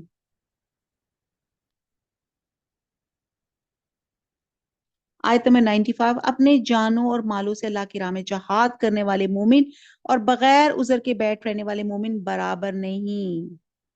اب کہا جاتا ہے، یہ ابن مکتوم کے بارے میں آتا ہے جب یہ آیت نازل ہوئی کہ اللہ کی راہ میں جہاد کرنے والے اور گھروں میں بیٹھ رہنے والے برابر نہیں، تو حضرت عبداللہ بن ام مکتوم جو ایک نابینا صحابی تھے، انہوں نے عرض کیا کہ ہم تو معذور ہیں، جس کی وجہ سے ہم جہاد میں حصہ لینے سے مجبور ہیں، اور ہم اس وجہ سے گھر بیٹھے ہوئے ہیں۔ تو ہم کوئی شوق سے گھر میں نہیں بیٹھے ہوئے، بلکہ عذر شرعی ہے جس پر اللہ تعالیٰ نے فرمایا کہ بغیر عذر کے، یعنی کہ جو ہے یہ مجاہدین کے ساتھ ان کو اجر میں ان کو برابر کا شریک کیا جائے گا، کیونکہ ان کو عذر نے روکا ہوا ہے۔ اتنا ان کو جو تھا نا، اللہ تعالیٰ نے ان کو ان کا سٹیٹس اپلفٹ کیا کہ یہ جہاد کرنے والوں کے ساتھ ہے۔ اپنے مالوں اور اپنی جانوں سے جہاد کرنے والوں کو، بیٹھ رہنے والوں پہ اللہ تعالیٰ نے جو درجوں میں بہت فضیلت دے رکھی ہے، اور یوں اللہ تعالیٰ ہر ایک کو خوبی اور اچھائی کا وعدہ دیا ہے، لیکن مجاہدین کو، بیٹھ رہنے والوں پہ بہت بڑے اجر کی فضیلت دے رکھی ہے۔ اور ایکچولی غزوہ تبوک میں ابن مکتوم کو مدینہ کا ٹیمپرری جو تھا نا حاکم بنا دیا گیا تھا۔ آیت نمبر 96، اپنی طرف سے مرتبے کی بھی کوشش، بخشش کی بھی اور رحمت کی بھی، اور اللہ تعالیٰ کی بخشش کرنے والا اور رحم کرنے والا ہے۔ اور جو لوگ اپنی جانوں پہ ظلم کرنے والے ہیں، جب فرشتے ان کی روح قبض کرتے ہیں تو پوچھتے تم کس حال میں تھے، یہ جواب دیتے ہیں کہ ہم اپنی جگہ کمزور اور مغلوب تھے۔ فرشتے کہتے ہیں کیا اللہ تعالیٰ کی زمین کشادہ نہ تھی کہ تم ہجرت کر جاتے؟ یہی لوگ ہیں جن کا ٹھکانہ دوزخ اور وہ پہنچنے کی بری جگہ ہے۔ اب یہاں پہ بات کی جا رہی ہے کہ یہ آیت ان لوگوں کے لیے بارے میں نازل ہوئی جو مکہ اور اس کے کرب و جوار میں مسلمان تو ہو چکے تھے، اور انہوں نے اپنے آبائی علاقے اور خاندان کو چھوڑ کر ہجرت کرنے سے گریز کیا تھا، جبکہ مسلمانوں کی قوت کو ایک جگہ مجتمع کرنے کے لیے ہجرت کا ایک تاکیدی حکم مسلمانوں کو دیا گیا تھا۔ اس لیے جن لوگوں نے ہجرت کے حکم پہ عمل نہیں کیا تھا، ان کو یہاں ظالم قرار دیا گیا اور ان کا ٹھکانہ جہنم بتایا گیا۔ اس سے ایک تو معلوم یہ چلتا ہے کہ اس موقع پہ ہجرت اسلام اور اسے گریز کفر سے مترادف ہے۔ اس سے یہ پتہ چلتا ہے کہ دارالکفر سے ہجرت کرنا فرض ہے، جہاں اسلام کی تعلیمات پہ عمل کرنا مشکل ہو، اور وہاں رہنا کفر اور اہل کفر کی حوصلہ افزائی کا باعث ہوتا ہے۔ یعنی کہ جہاں پہ آج بھی دنیا میں جہاں پہ آپ کو اسلامک اپنے ریچولز کہیں ادا کرنے میں مشکل پیش آ رہی ہو اور آپ سے نہ ادا کیے جا رہے ہوں، تو آپ ہجرت کر سکتے ہیں۔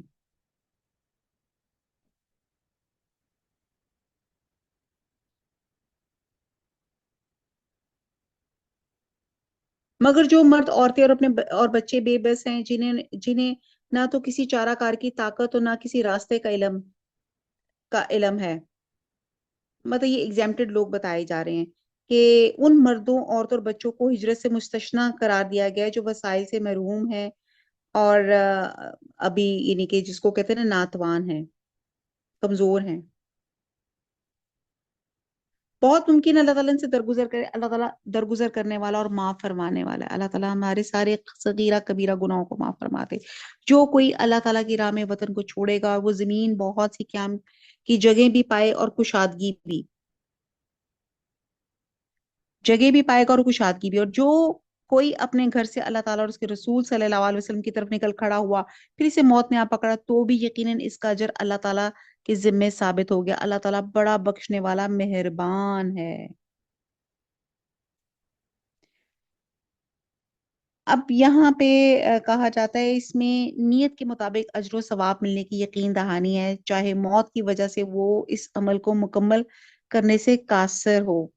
جیسے کہ گزشتہ امتوں میں 100 افراد کے قاتل کا واقعہ حدیث میں آتا ہے، جو توبہ کے لیے نیکوں کی ایک بستی میں پہنچ جاتا ہے۔ بہرحال یہ ایک لمبا واقعہ ہے کہ ایک شخص تھا، اس نے 99 قتل کر لیے تھے۔ بڑا دل میں گلٹی فیل ہوئی، وہ ایک نیک بزرگ آدمی کے پاس پہنچا، اس نے کہا کہ جی یہ میری کوئی توبہ کا کوئی گنجائش ہے؟ تو جس پہ اس نیک بزرگ نے کہا کہ نہیں، تو تم نے 99 قتل کر دیے، کیسے تمہاری توبہ ہو سکتی ہے؟ جس پہ غصے سے اس بندے نے اس کا 100واں قتل بھی اس کا کر دیا۔ لیکن وہ 100 قتل کرنے کے باوجود پھر بہت گلٹی فیلنگ ہوئی۔ تو کسی نے اس کو کہا کہ دیکھو، نیک لوگوں کی کمپنی جو ہوتی ہے نا، سراؤنڈنگز نیک ہو تو بہت فرق پڑتا ہے۔ تم ایک نیک بستی ہے وہاں پہ چلے جاؤ، اور انشاءاللہ تعالیٰ اللہ تعالیٰ جو ہے نا اس کو تمہارے لیے جو ہے اللہ تعالیٰ تمہاری توبہ میں کچھ گنجائش نکلے یا کچھ آسانیاں ہوں۔ تو وہ شخص جس نے 100 قتل کیے تھے، وہ اپنی منزل سے نکلا اس نیک بستی میں جانے کے لیے، راستے میں اس کو موت آ گئی۔ اور جب وہ موت آ گئی تو اب فرشتے جو تھے اللہ تعالیٰ کے، وہ اب کہ یہ اس کو کہاں لے کے جانا ہے، علی جین میں لے کے جانا ہے یا سجین میں لے کے جانا ہے؟ تو اللہ سبحانہ تعالیٰ نے کہا کہ اگر اس نے جتنی زمین اگر زیادہ سفر کر لیا ہے تو یہ اس کو معاف کر دیں گے، اور اگر اس کا کم سفر ہے تو پھر اس کا انجام اور طرح کا ہوگا۔ تو اللہ کے حکم سے وہ زمین جتنا اس نے ٹریول کیا تھا وہ اللہ تعالیٰ نے اس کو ایکسٹینڈ کر دیا، اور جب زمین ناپی گئی تو اللہ تعالیٰ یعنی کہ وہ توبہ کے مستحق ہوا، یعنی کہ آپ کی نیت کتنی زیادہ اس میں جو ہے کاؤنٹ کرتی ہے، نیت کا اخلاص۔ نبی صلی اللہ علیہ وسلم نے فرمایا انما الاعمال بالنیات، عملوں کا دار و مدار نیتوں پہ ہے۔ اور پھر آگے فرمایا آدمی کے لیے وہی ہے جس نے اللہ اور اس کے رسول کے لیے ہجرت کی ہے، بس اس کی ہجرت ان کے لیے ہے۔ جس نے دنیا حاصل کرنے یا کسی عورت سے شادی کرنے کی نیت سے ہجرت کی ہے، بس اس کی ہجرت اسی کے لیے ہے جس نیت سے اس نے ہجرت کی ہے۔ اور یہ حکم عام ہے جو دین کے ہر کام کو شامل ہے، یعنی کہ اس کو کرتے وقت اللہ کی رضا پیش نظر ہو تو وہ مقبول ہوگا ورنہ مردود ہوگا۔ اب آگے سفر نمازوں کا آ جاتا ہے۔ اللہ بڑے بخشنے والا مہربان ہے۔ آیت نمبر 101، جب تم سفر میں جا رہے ہو تو تم پر نمازوں کے قصر کرنے میں کوئی گناہ نہیں، اگر تمہیں ڈر ہو کہ کافر تمہیں ستائیں گے، یقیناً کافر تمہارے کھلے دشمن ہیں۔ اب یہاں پہ قصر نماز کی بات کی جا رہی ہے کہ قصر نماز جو ہے سفر کی نماز ہے جس میں آپ کے فرض جو ہوتے ہیں یہ آپ کے آدھے ہو جاتے ہیں، یعنی کہ جو فجر ہے وہ 2 سنت اور 2 فرضی رہتے ہیں، کیونکہ 2 سنتیں اللہ کے رسول کو بہت پیاری ہیں، دنیا و معافی ہا سے زیادہ پیاری ہیں، تو وہ آپ وہی پڑھیں، 2 سنت 2 فرض۔ جو ظہر کی نماز ہے سفر میں آپ 2 فرض پڑھ لیں، عصر کی نماز بھی 2 فرض پڑھ لیں، مغرب کی نماز میں 3 فرض ہو جائیں گے، اور عشاء کی نماز میں آپ کے 2 فرض اور 3 وتر ہو جائیں گے۔ اور نبی صلی اللہ علیہ وسلم فرمایا کہ یہ اللہ کی طرف سے تمہارے لیے صدقہ ہے، اس صدقے کو قبول کرو۔ یہ جو اللہ تعالیٰ نے ہمارے لیے رخصت دی ہے کہ ہم سفر میں نماز کو جو ہے اس طرح قصر کر سکتے ہیں۔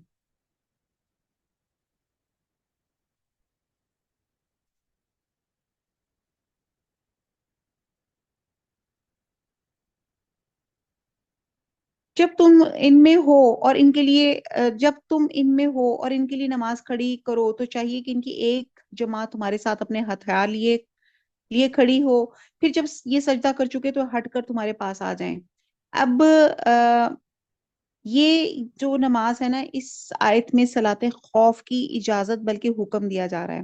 صلاۃ خوف کے معنی ہے خوف کی نماز، اور یہ اس وقت مشروع ہے جب مسلمان اور کافروں کی فوجیں ایک دوسرے کے مقابل کھڑی ہوں، اور ایک لمحے کی غفلت بھی مسلمانوں کے لیے سخت خطرناک ثابت ہو سکتی ہے، اور ایسے حالات میں اگر نماز کا وقت ہو جائے تو صلاۃ خوف پڑھنے کا حکم ہے، جس میں کہا جاتا ہے کہ فوج 2 حصوں میں تقسیم ہو جاتی ہے، ایک حصہ دشمن کے بالمقابل کھڑا ہو جاتا ہے تاکہ کافروں کو حملہ کرنے کی جسارت نہ ہو، اور ایک حصہ آ کے نبی صلی اللہ علیہ وسلم کے پیچھے نماز پڑھی۔ جب یہ حصہ نماز سے فارغ ہو گیا تو پہلے کی جگہ مورچہ زن ہو گیا، اور مورچہ زن حصہ نماز کے لیے آ گیا، اور بعد روایت میں آتا ہے کہ آپ صلی اللہ علیہ وسلم نے دونوں حصوں کو ایک ایک رکعت پڑھائی، اور اس طرح آپ صلی اللہ علیہ وسلم کی 2 رکعت اور باقی فوجیوں کی ایک ایک رکعت ہوئی۔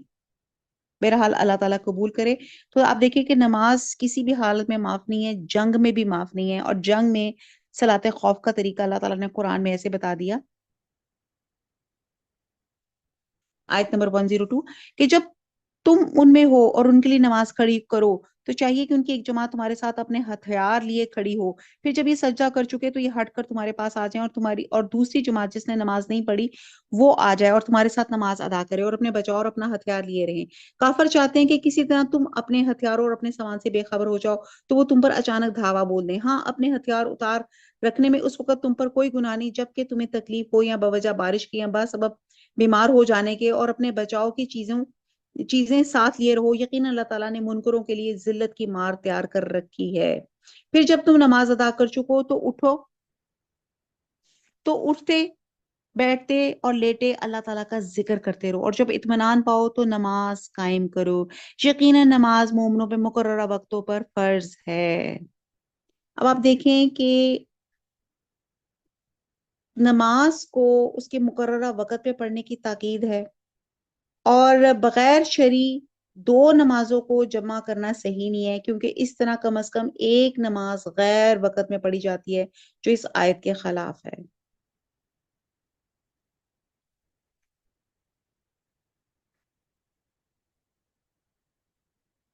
آیت نمبر 104، 104 سے 113 تک کے شان نزول کے بارے میں بتایا جاتا ہے کہ انصار کے قبیلے بنی ظفر میں ایک شخص تعما یا بشیر بن ابیرک نے ایک انصاری کی ذرا چرا لی۔ جب اس کا چرچا ہوا اور اس کو اپنی چوری کے بے نقاب ہونے کا خطرہ محسوس ہوا تو اس نے وہ ذرا ایک یہودی کے گھر پھینک دی اور بنی ظفر کے کچھ آدمیوں کے ساتھ لے کے نبی صلی اللہ علیہ وسلم کی خدمت میں پہنچ گیا اور ان سب نے کہا کہ ذرا چوری کرنے والا فلاں یہودی ہے۔ یہودی نبی صلی اللہ علیہ وسلم کی خدمت میں حاضر ہوا، اس نے کہا کہ بنی ابیرک نے ذرا چوری کر کے میرے گھر پھینک دی ہے۔ بنی ظفر اور بنی ابیرک جو تھے وہ ذرا ہوشیار تھے اور نبی صلی اللہ علیہ وسلم کو یہی انسسٹ کراتے رہے کہ یہ چور یہودی ہے اور یہ تاما پہ الزام لگانے میں جھوٹا ہے، اور نبی صلی اللہ علیہ وسلم ان کی چکنی چپڑی باتوں میں آ گئے۔ قریب تھا کہ اس انصاری کو چوری کے الزام میں بری کر کے یہودی پر چوری کا فرد جرم عائد کرتے کہ اللہ تعالیٰ نے یہ آیت نازل فرما دی، جسے ایک بات تو معلوم ہوئی کہ نبی صلی اللہ علیہ وسلم بحیثیت ایک انسان غلط فہمی میں پڑ سکتے ہیں، غیب کا علم نہیں جانتے اور اللہ تعالیٰ ان کو بتاتے ہیں۔ دوسری بات یہ ہوئی کہ آپ عالم غیب نہیں ہیں، ورنہ آپ صورتحال فوراً واضح ہو جاتی۔ تیسری بات یہ کہ اللہ تعالیٰ اپنے پیغمبر کی حفاظت فرماتے ہیں، اگر کبھی حق کے پوشیدہ رہ جانے اور اس کے ادھر ادھر ہو جانے کا مرحلہ ہو جائے تو فوراً اللہ تعالیٰ انہیں وارن کرتے ہیں، اصلاح فرماتے ہیں، جیسے کہ عصمت انبیاء کا تقاضا ہے، اور یہ وہ مقام عصمت ہے جو انبیاء کے علاوہ کسی اور کو حاصل نہیں ہے۔ تو اب یہ واقعہ دیکھتے ہیں 104 سے 113 تک۔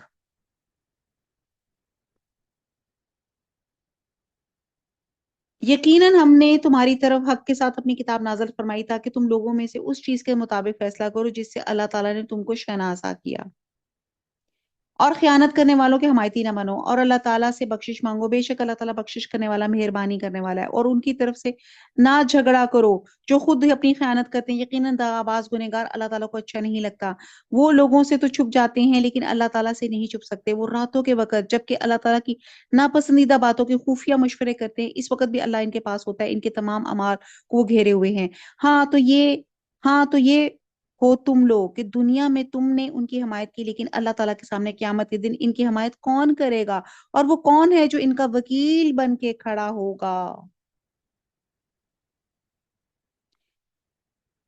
اب کہا جا رہا ہے کہ جو شخص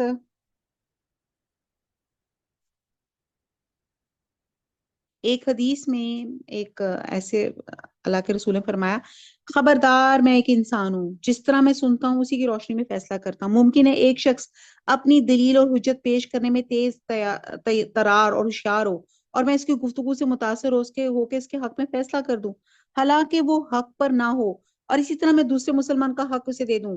اسے یاد رکھنا چاہیے کہ یہ آگ کا ٹکڑا ہے، یہ اس کی مرضی ہے، اسے لے لے یا چھوڑ دے۔ بڑے ڈراؤنی بات ہے یہ کہ جو بندہ حق پہ نہیں ہے اس کو تو پتا ہے نا کہ میں غلط ہوں، تو وہ سوچ لے کہ یہ آگ کا ٹکڑا ہے۔ ہر نفس کو وہی کچھ ملے گا جو کما کے ساتھ لے گیا ہو۔ اگلی آیت پڑھتے ہیں، آیت نمبر 110۔ جو شخص کوئی برائی کرے گا یا اپنی جان پہ ظلم کرے گا پھر اللہ سے استغفار کرے تو اللہ کو بخشنے والا مہربانی کرنے والا پائے گا، اور جو گناہ کرتا ہے اس کا بوجھ اسی پہ ہے، اللہ بخوبی جاننے والا ہے، پوری حکمت والا ہے۔ اور جو شخص کوئی گناہ یا خطا کر کے کسی بے کردہ گناہ کے ذمہ تھوپ دے اس نے بہت بڑا بہتان اٹھایا، کھلا گناہ کیا۔ اگر اللہ تعالیٰ کا فضل و رحم تجھ پہ نہ ہوتا تو ان کی ایک جماعت نے تجھے بہکانے کا قصد کر ہی لیا تھا، مگر دراصل یہ اپنے آپ کو ہی گمراہ کرتے ہیں، یہ تیرا کچھ بھی نہیں بگاڑ سکتے۔ اللہ تعالیٰ نے تجھ پہ کتاب و حکمت اتاری اور تجھے وہ سکھایا جسے تو نہیں جانتا تھا، اللہ تعالیٰ کا تجھ پہ بڑا بھاری فضل ہے۔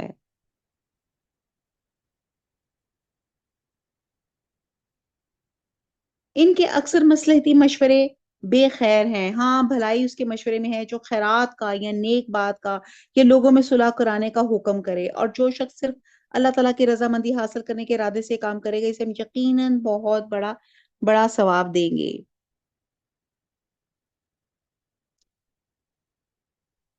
اب یہاں پہ بتایا جا رہا ہے کہ नेकी की बात की सरगोशी और बुराई के बात की सरगोशी। और सरगोशी, नजवा सरगोशी से मुराद वो बातें जो मुनाफिकीन आपस में मुसलमानों के खिलाफ या एक दूसरे के खिलाफ करते थे, तो ये अल्लाह ताला उनको जानते हैं। और लेकिन अगर आप नेकी की सरगोशी करें तो वो अल्लाह ताला के यहाँ वो काबिल मंजूर जिसको है अल्लाह ताला कि सम हो, जैसे आप एक मस्जिद में बैठे होते हैं और एक बहन का अगर दुपट्टा सर से नीचे गिरा होता है सम हो, तो आप जल्दी से अपना दुपट्टा ठीक करने लग जाते हैं। तो एक सॉर्ट ऑफ का एक आपने एक उसको एक इशारा किया जो अक्लमंद के लिए कि ये मैं अपना दुपट्टा जो है वो ठीक कर लूं। तो ये होती है नेकी की सरगोशी, यानी कि नेकी के किसी काम में आप किसी को करें। और अल्लाह ताला हम सबको आ, नेकी की सरगोशियां करने वाला बनाए। अल्लाह ताला हम एक दूसरे को टीम वर्क से, अल्लाह ताला ये खैर उम्मत का जो टाइटल दिया है उस टाइटल पे हम सबका जो है बदरजा उतम उस लेवल पे पहुंचे जो अल्लाह ताला का हुक्म है।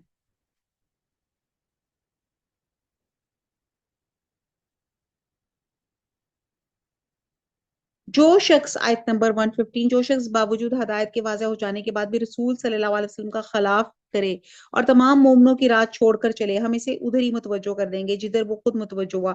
इसे और दोज़ख में डाल देंगे, वो पहुंचने की बहुत ही बुरी जगह है। इसे अल्लाह ताला कतई ना बख्शेगा, इसके साथ शरीक मुकर्रर किया जाएगा। हाँ, शिर्क के अलावा गुनाह जिसकी चाहे माफ फरमा देता है। अल्लाह के साथ शरीक करने वाला बहुत दूर की गुमराही में जा पड़ा। ये तो अल्लाह ताला को छोड़कर सिर्फ औरतों को पुकारते हैं। दरअसल ये सिर्फ सरकश शैतान को पूजते हैं। अब यहाँ औरतों से मुराद या तो वो बुत हैं जिनके नाम मोनस रखे गए जैसे लात, अजा, मना, नाइला वगैरह, या मुराद फरिश्ते हैं क्योंकि मुशरिकीन अरब फरिश्तों को अल्लाह की बेटियां समझते थे और उसकी इबादत करते थे। आयत नंबर 118, जिसे अल्लाह ने लानत की है और उसने बेड़ा उठाया कि तेरे बंदों में से मैं मुकर्रर शुदा हिस्सा लेकर रहूंगा और इन्हें राह से बहकाता रहूंगा और बातिल उम्मीदें दिलाता रहूंगा और इन्हें सिखाऊंगा कि जानवरों के कान चीर दें और इनसे कहूंगा कि अल्लाह ताला की बनाई हुई सूरत को बगाड़ दें। फला युगय्यिरुन्ना खल्क़ल्लाह, सुनो जो शख्स अल्लाह को छोड़ के शैतान को अपना रफीक बनाएगा वो सरी नुकसान में डूबेगा। अब यहाँ पे शैतान की कारकर्दगी बताई जा रही है कि ये क्या करता था कि ये मुसलमानों को डी ट्रैक करता था और ये बहेरा और साइबा यानी कि जानवरों की जो थी बुतों के नाम पे मुशरकीन इनको वक्फ करते थे और उनकी शनाख्त के लिए इनके कान वगैरह चीर दिया करते थे। एक ये इनका क्राइम था। फिर ये था तगय्युर खल्क़ल्लाह, अल्लाह की तख्लीक को बदलना। और ये भी शैतान का एक सुझाया हुआ तरीका है कि यानी कि कान वगैरह काटना, चीरना। और जैसे अल्लाह ताला ने चांद, सूरज, पत्थर, आग वगैरह मुख्तलिफ मकासद के लिए बनाए, लेकिन मुशरकीन ने उनका मकसद तख्लीक को बदल दिया और उनको क्या बना दिया, उनको माबूद बना दिया। और तगय्युर का मतलब होता है, तगय्युर फितरत है, यह हिल्लत और हिरमत में हिल्लत और हुर्मत में तब्दीली है। और इस तगय्युर में मर्दों की नसबंदी करके, इसी तरह औरतों के लाइगेशन के ऑपरेशन करके उनको बच्चा पैदा करने की सलाहियत से महरूम करना, मेकअप के नाम पे जो आपकी प्लकिंग है, और फिर इसी तरह ये जो टैटूज वगैरह करवाना, तो ये सब शैतानी काम है जिनसे बचना जरूरी है। ठीक है जी। बहरहाल बहुत तफसीर है कि अल्लाह की बनाई हुई सूरत को बगाड़ना, जो ऐसा करेगा अल्लाह ताला ने कहा इसने अपने शैतान को अपना रफीक कार बना लिया। आयत नंबर नेक्स्ट है, वो इनसे जबानी वादे करता है और सबस बाग दिखाता है, मगर याद रखो शैतान के जो वादे इनसे हैं वो सरासर फरेब कारियां हैं। आयत नंबर 121, ये वो लोग हैं जिनकी जगह जहन्नम है जहां से इन्हें छुटकारा ना मिलेगा, और जो ईमान लाए और भले काम करेंगे हम इन्हें जन्नतों में ले जाएंगे जिनके नीचे चश्मे जारी हैं, जहां ये अब्दुल आबाद रहेंगे। ये है अल्लाह का वादा जो सरासर सच्चा है। कौन है जो अपनी बात में अल्लाह से ज्यादा सच्चा हो। हकीकत हाल ना तो तुम्हारी आरजू के मुताबिक है ना अहले किताब की उम्मीदों पे मौकूफ है। जो बुरा करेगा इसकी सजा पाएगा और किसी को ना पाएगा जो इसकी हिमायत वो मदद अल्लाह के पास कर सके। जो ईमान वाला मर्द हो या औरत हो और वो नेक कमाल करे, यकीनन इससे ऐसे लोग जन्नत में जाएंगे और खजूर के शगाफ के बराबर भी इनका हक ना मारा जाएगा। बहुत खूबसूरत आयत है। वमन अहसनु दीनन मिम्मन अस्लमा वजहहु लिल्लाहि वहुवा मुहसिनुन محسن واتبع ملت ابراہیم حنیفا.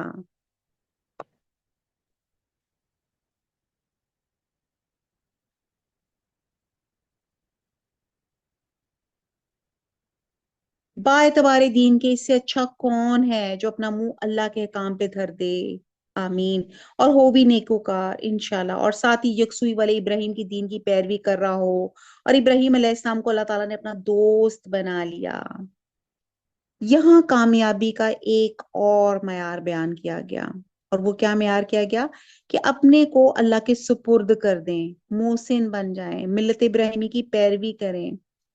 اور حضرت ابراہیم جن کو اللہ تعالیٰ نے اپنے خلیل بنایا، جن کے دل میں اللہ کی محبت اس طرح راسخ ہوئی کہ وہ کسی اور کے لیے اس میں جگہ نہ دے سکے. نبی صلی اللہ علیہ وسلم نے فرمایا کہ اللہ نے مجھے بھی خلیل بنایا جس طرح اس نے ابراہیم علیہ السلام کو خلیل بنایا.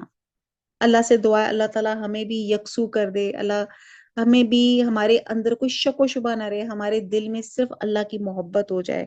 آمین ثم آمین. آیت نمبر 126. آسمانوں اور زمین میں جو کچھ ہے سب اللہ ہی کا ہے. اللہ تعالیٰ ہر چیز کو گھیرنے والا ہے.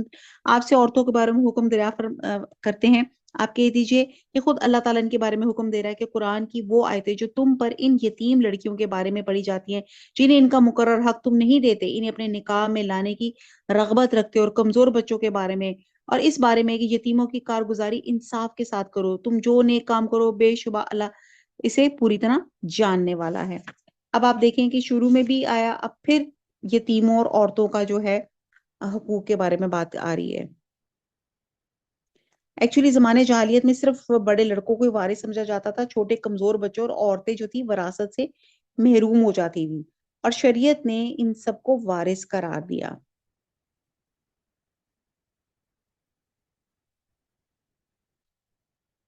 تم جو نیک کام کرو گے بے شبہ اللہ اسے پوری طرح جاننے والا ہے. اگر کسی عورت کو اپنے شوہر کی بد دماغی اور بے پرواہی کا خوف ہو تو دونوں آپس میں جو صلح کریں، اس میں کسی پر کوئی گناہ نہیں. صلح بہت بہتر چیز ہے. تمام ہر نفس میں شامل کر دی گئی. اگر تم اچھا سلوک کرو اور پرہیزگاری کرو تو تم جو کرو اس پہ اللہ تعالیٰ پوری طرح خبردار ہے. اب خاوند اگر کسی وجہ سے اپنی بیوی کو ناپسند کرے اور اسے دور رہے، یعنی کہ نشوز اور اعراض کرنا معمول بنا لے، یا ایک سے زیادہ بیویاں ہونے کی صورت میں کسی کم تر خوبصورت بیوی سے اعراض کرے، تو عورت اپنا کچھ حق چھوڑ کر اپنی عمر یا اپنے نان و نفقہ یا اپنی باری سے خاوند سے مصالحت کر لے تو، اور اس مصالحت میں خاوند یا بیوی پہ کوئی گناہ نہیں، کیونکہ صلح بہرحال بہتر ہے.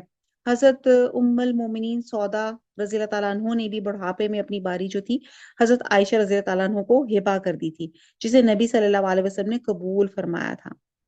اور یہاں پہ جو ہے نا کہ صلح بہت چیز ہے. تما، شح، بخل اور تما کو کہتے ہیں، اور یہاں مراد اپنا اپنا مفاد ہے کہ جو ہر نفس کو عزیز ہوتا ہے، یعنی کہ ہر نفس اپنے مفاد میں بخل اور تما سے کام لیتا ہے.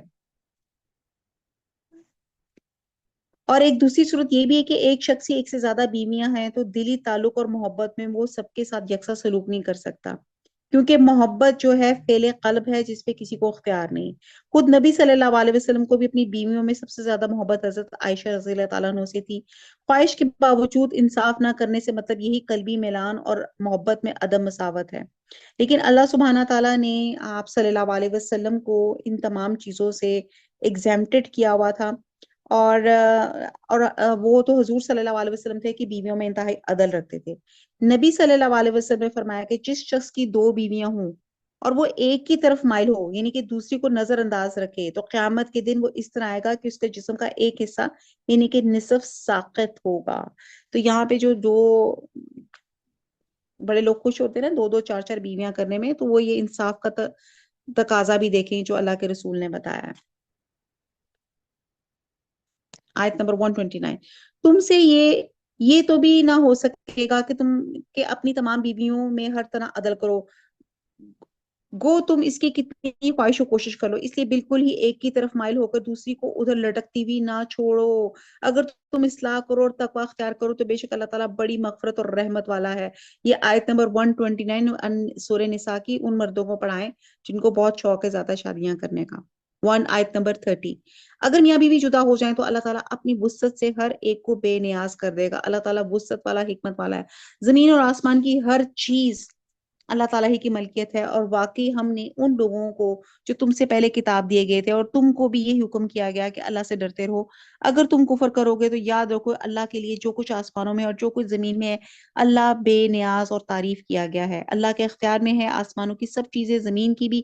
اللہ تعالیٰ کارساز کافی ہے. اگر اسے منظور ہو تو اے لوگو تم سب کو لے جائے اور دوسروں کو لے آئے. اللہ تعالیٰ اس پہ پوری قدرت رکھنے والا ہے. جو شخص دنیا کا ثواب چاہتا ہے تو یاد رکھو اللہ تعالیٰ کے پاس تو دنیا اور آخرت دونوں کا ثواب موجود ہے. اللہ تعالیٰ بہت سننے والا اور خوب دیکھنے والا ہے. یا ایھا الذین آمنوا کونوا قوامین بالقسط شہداء. اللہ تعالیٰ فرماتے ہیں آیت نمبر 135، اے ایمان والو عدل و انصاف پہ مضبوطی سے جم جانے والے اور خوشنودی مولا کے لیے سچی گواہی دینے والے بن جاؤ، گو وہ خود تمہارے اپنے خلاف ہو یا اپنے ماں باپ یا رشتے داروں کے. وہ شخص اگر امیر ہو یا فقیر ہو تو دونوں کے ساتھ اللہ کو زیادہ تعلق ہے. اس لیے تم خواہش نفس کے پیچھے پڑ کر انصاف کو نہ چھوڑ دینا. اگر تم نے کج بیانی یا پہلو تہی کی تو جان لو کہ جو کچھ تم کرو گے اللہ تعالیٰ سے پوری طرح باخبر ہے. اب یہاں بتایا جا رہا ہے کہ انصاف کے لیے آپ نے اپنا فیملی کو، آپ نے کسی طرح کی بے انصافی نہیں کرنی، حق پہ فیصلہ کرنا ہے. اہل ایمان کو عدل و انصاف قائم کرنے اور حق کے مطابق گواہی دینے کی تاکید یہاں پہ کی جا رہی ہے، چاہے اس سے ان کے والدین کو یا رشتہ داروں کو نقصان ہی جو ہے اٹھانا پڑے.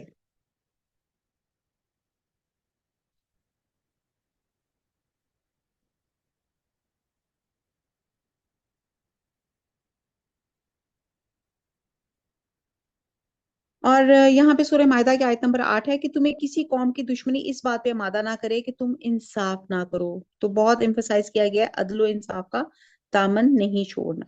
آیت نمبر 136 ہے ایمان والو اللہ تعالیٰ پر، اس کے رسول صلی اللہ علیہ وسلم پر، اس کتاب پر جو اس نے اپنے رسول صلی اللہ علیہ وسلم پر اتاری، اور ان کتابوں پہ جو اس سے پہلے اس نے نازل فرمائی ایمان لائے. جو شخص اللہ تعالیٰ سے اور اس کے فرشتوں سے، اس کی کتابوں سے اور اس کے رسولوں سے اور قیامت کے دن سے کفر کرے تو وہ بہت دور کی گمراہی میں جا پڑا.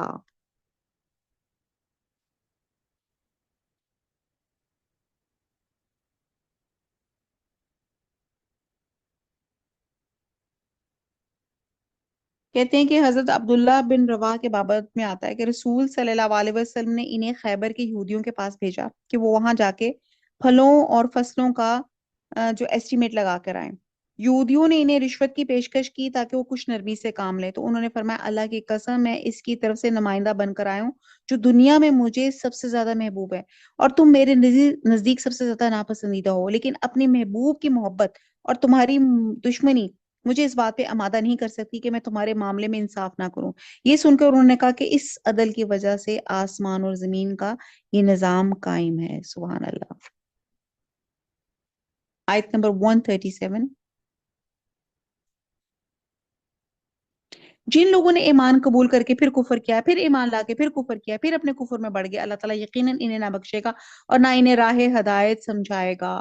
بعد اسکالرز نے اس سے مراد یہود لیے ہیں کہ یہود حضرت موسیٰ علیہ السلام پہ ایمان لائے لیکن حضرت عزیر علیہ السلام کا انکار کیا، پھر حضرت عزیر علیہ السلام پہ ایمان لائے تو حضرت عیسیٰ علیہ السلام کا انکار کیا، پھر کفر میں بڑھتے گئے حتیٰ کہ حضرت محمد صلی اللہ علیہ وسلم کی نبوت کا بھی انکار کیا. تو بہرحال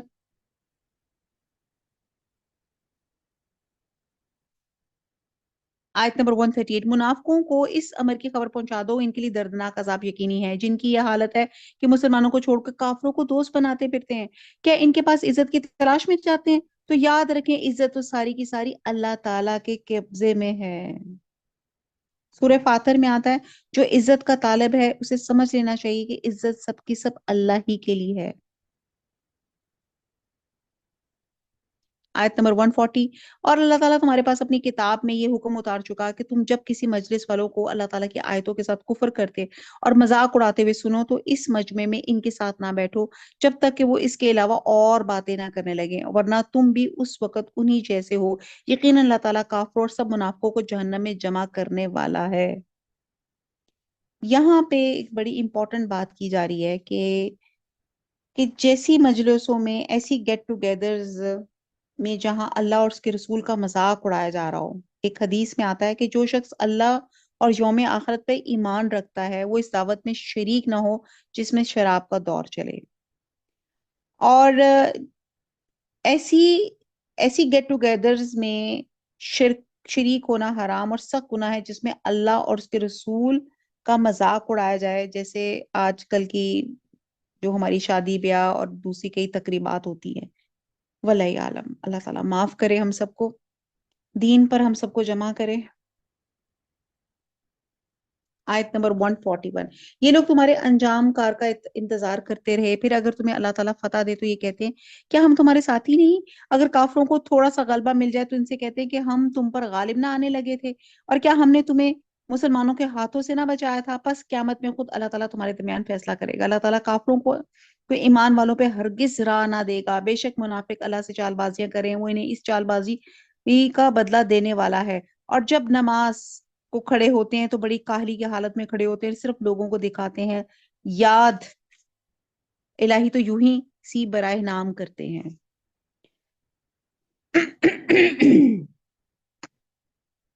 نماز اسلام کا اہم ترین رکن ہے اور اس میں کاہلی اور سستی نہیں کرنی چاہیے۔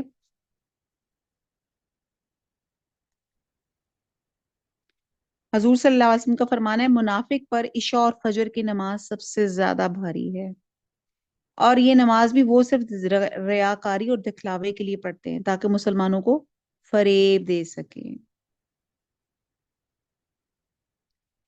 اور اللہ کا ذکر تو برائے نام کرتے ہیں، نماز مختصر پڑھتے ہیں۔ اور حدیث میں آتا ہے نبی صلی اللہ علیہ وسلم نے فرمایا کہ یہ منافق کی نماز ہے، یہ منافق کی نماز ہے، یہ منافق کی نماز ہے کہ بیٹھا ہوا سورج کا انتظار کرتا رہتا ہے یہاں تک کہ جب سورج شیطان کے دو سینگوں کے درمیان یعنی کہ غروب کے قریب ہو جاتا ہے تو اٹھتا ہے اور چار ٹھونگے مار لیتا ہے۔ تو امیجن کریں، اپنی نمازوں کو چیک کریں کہ منافق کی نماز تو نہیں ہے کہ جب وقت جب جا رہا ہوتا ہے یا قضا ہو رہا ہوتا ہے تب ہم ایک بادہ نہ خواستہ اٹھتے ہیں اور ایک ناگواری کی حالت میں نماز پڑھتے ہیں۔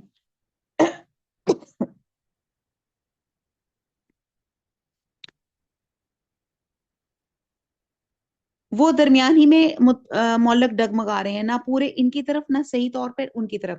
جسے اللہ تعالیٰ گمراہی میں ڈال دے تو اس کے لیے کوئی راہ نہ پائے گا۔ اے ایمان والو، مومنوں کو چھوڑ کے کافروں کو دوست نہ بناؤ۔ کیا تم یہ چاہتے ہو کہ اپنے اوپر اللہ تعالیٰ کی صاف حجت قائم کر لو؟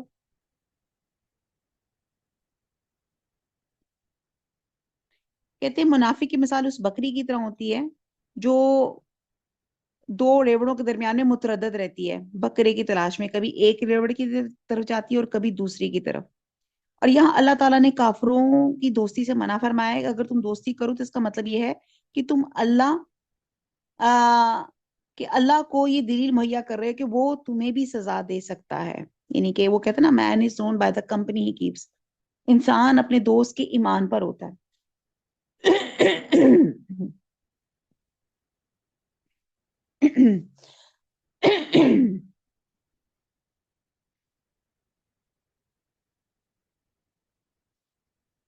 آیت نمبر 45، منافق تو یقیناً جہنم کے سب سے نیچے کے طبقے میں جائیں گے، ناممکن ہے ان کا کوئی مددگار پالے۔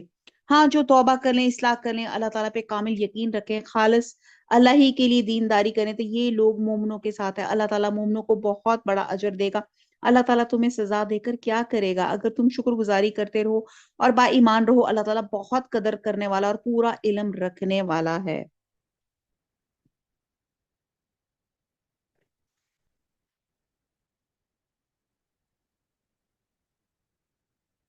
اب نفاق کا مطلب ہوتا ہے دل میں کچھ اور زبان میں اس کے برعکس اظہار کرنا۔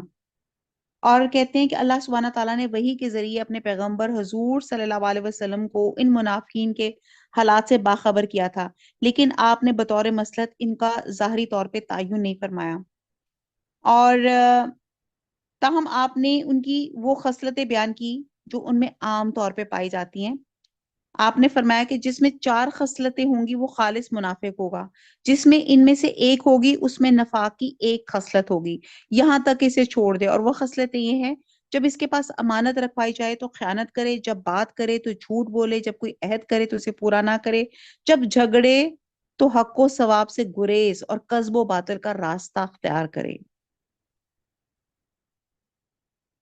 اور کہتے ہیں کہ نفاق اور دھوکے کی سزا وہ یہ ہے کہ دنیا میں ہدایت سے محرومی ہے، آخرت میں جہنم کے سب سے نچلے طبقے میں عذاب دیا جائے گا۔ اور بعد نے کہا کہ میدان محشر میں اللہ تعالیٰ ان کے ساتھ اس طرح کا معاملہ فرمائیں گے کہ پہلے انہیں روشنی عطا کی جائے گی، وہ اس روشنی میں مسلمانوں کے ساتھ چلیں گے، پھر ان سے روشنی سلب کر لی جائے گی، جیسے کہ سورہ حدید کی آیت نمبر 13 میں اس کا بیان ہے کہ جہنم کا سب سے نچلا طبقہ حاویہ کہلاتا ہے۔ اللہ نہ کرے کہ ان منافقین میں سے کوئی عادت بھی ہم مسلمانوں کے اندر ہو۔ اور اس آیت کے آخر میں شکر گزاری پہ ایمفسائز کیا گیا ہے۔ شکر گزاری کا مطلب یہ ہے کہ اللہ کے حکم کے مطابق برائیوں سے اجتناب کریں اور عمل صالحہ کا اہتمام کریں، اور جو شکر کرے گا اللہ تعالیٰ اس کی قدر کرے گا، اللہ تعالیٰ مزید اس کو نوازے گا۔ جی 5واں سپارہ ہمارا ختم ہوا۔ وما علینا الا البلاغ سبحانک اللہم وبحمدک نشہد لا الہ الا انت نستغفرک ونتوب الیک۔ والسلام علیکم ورحمۃ اللہ وبرکاتہ۔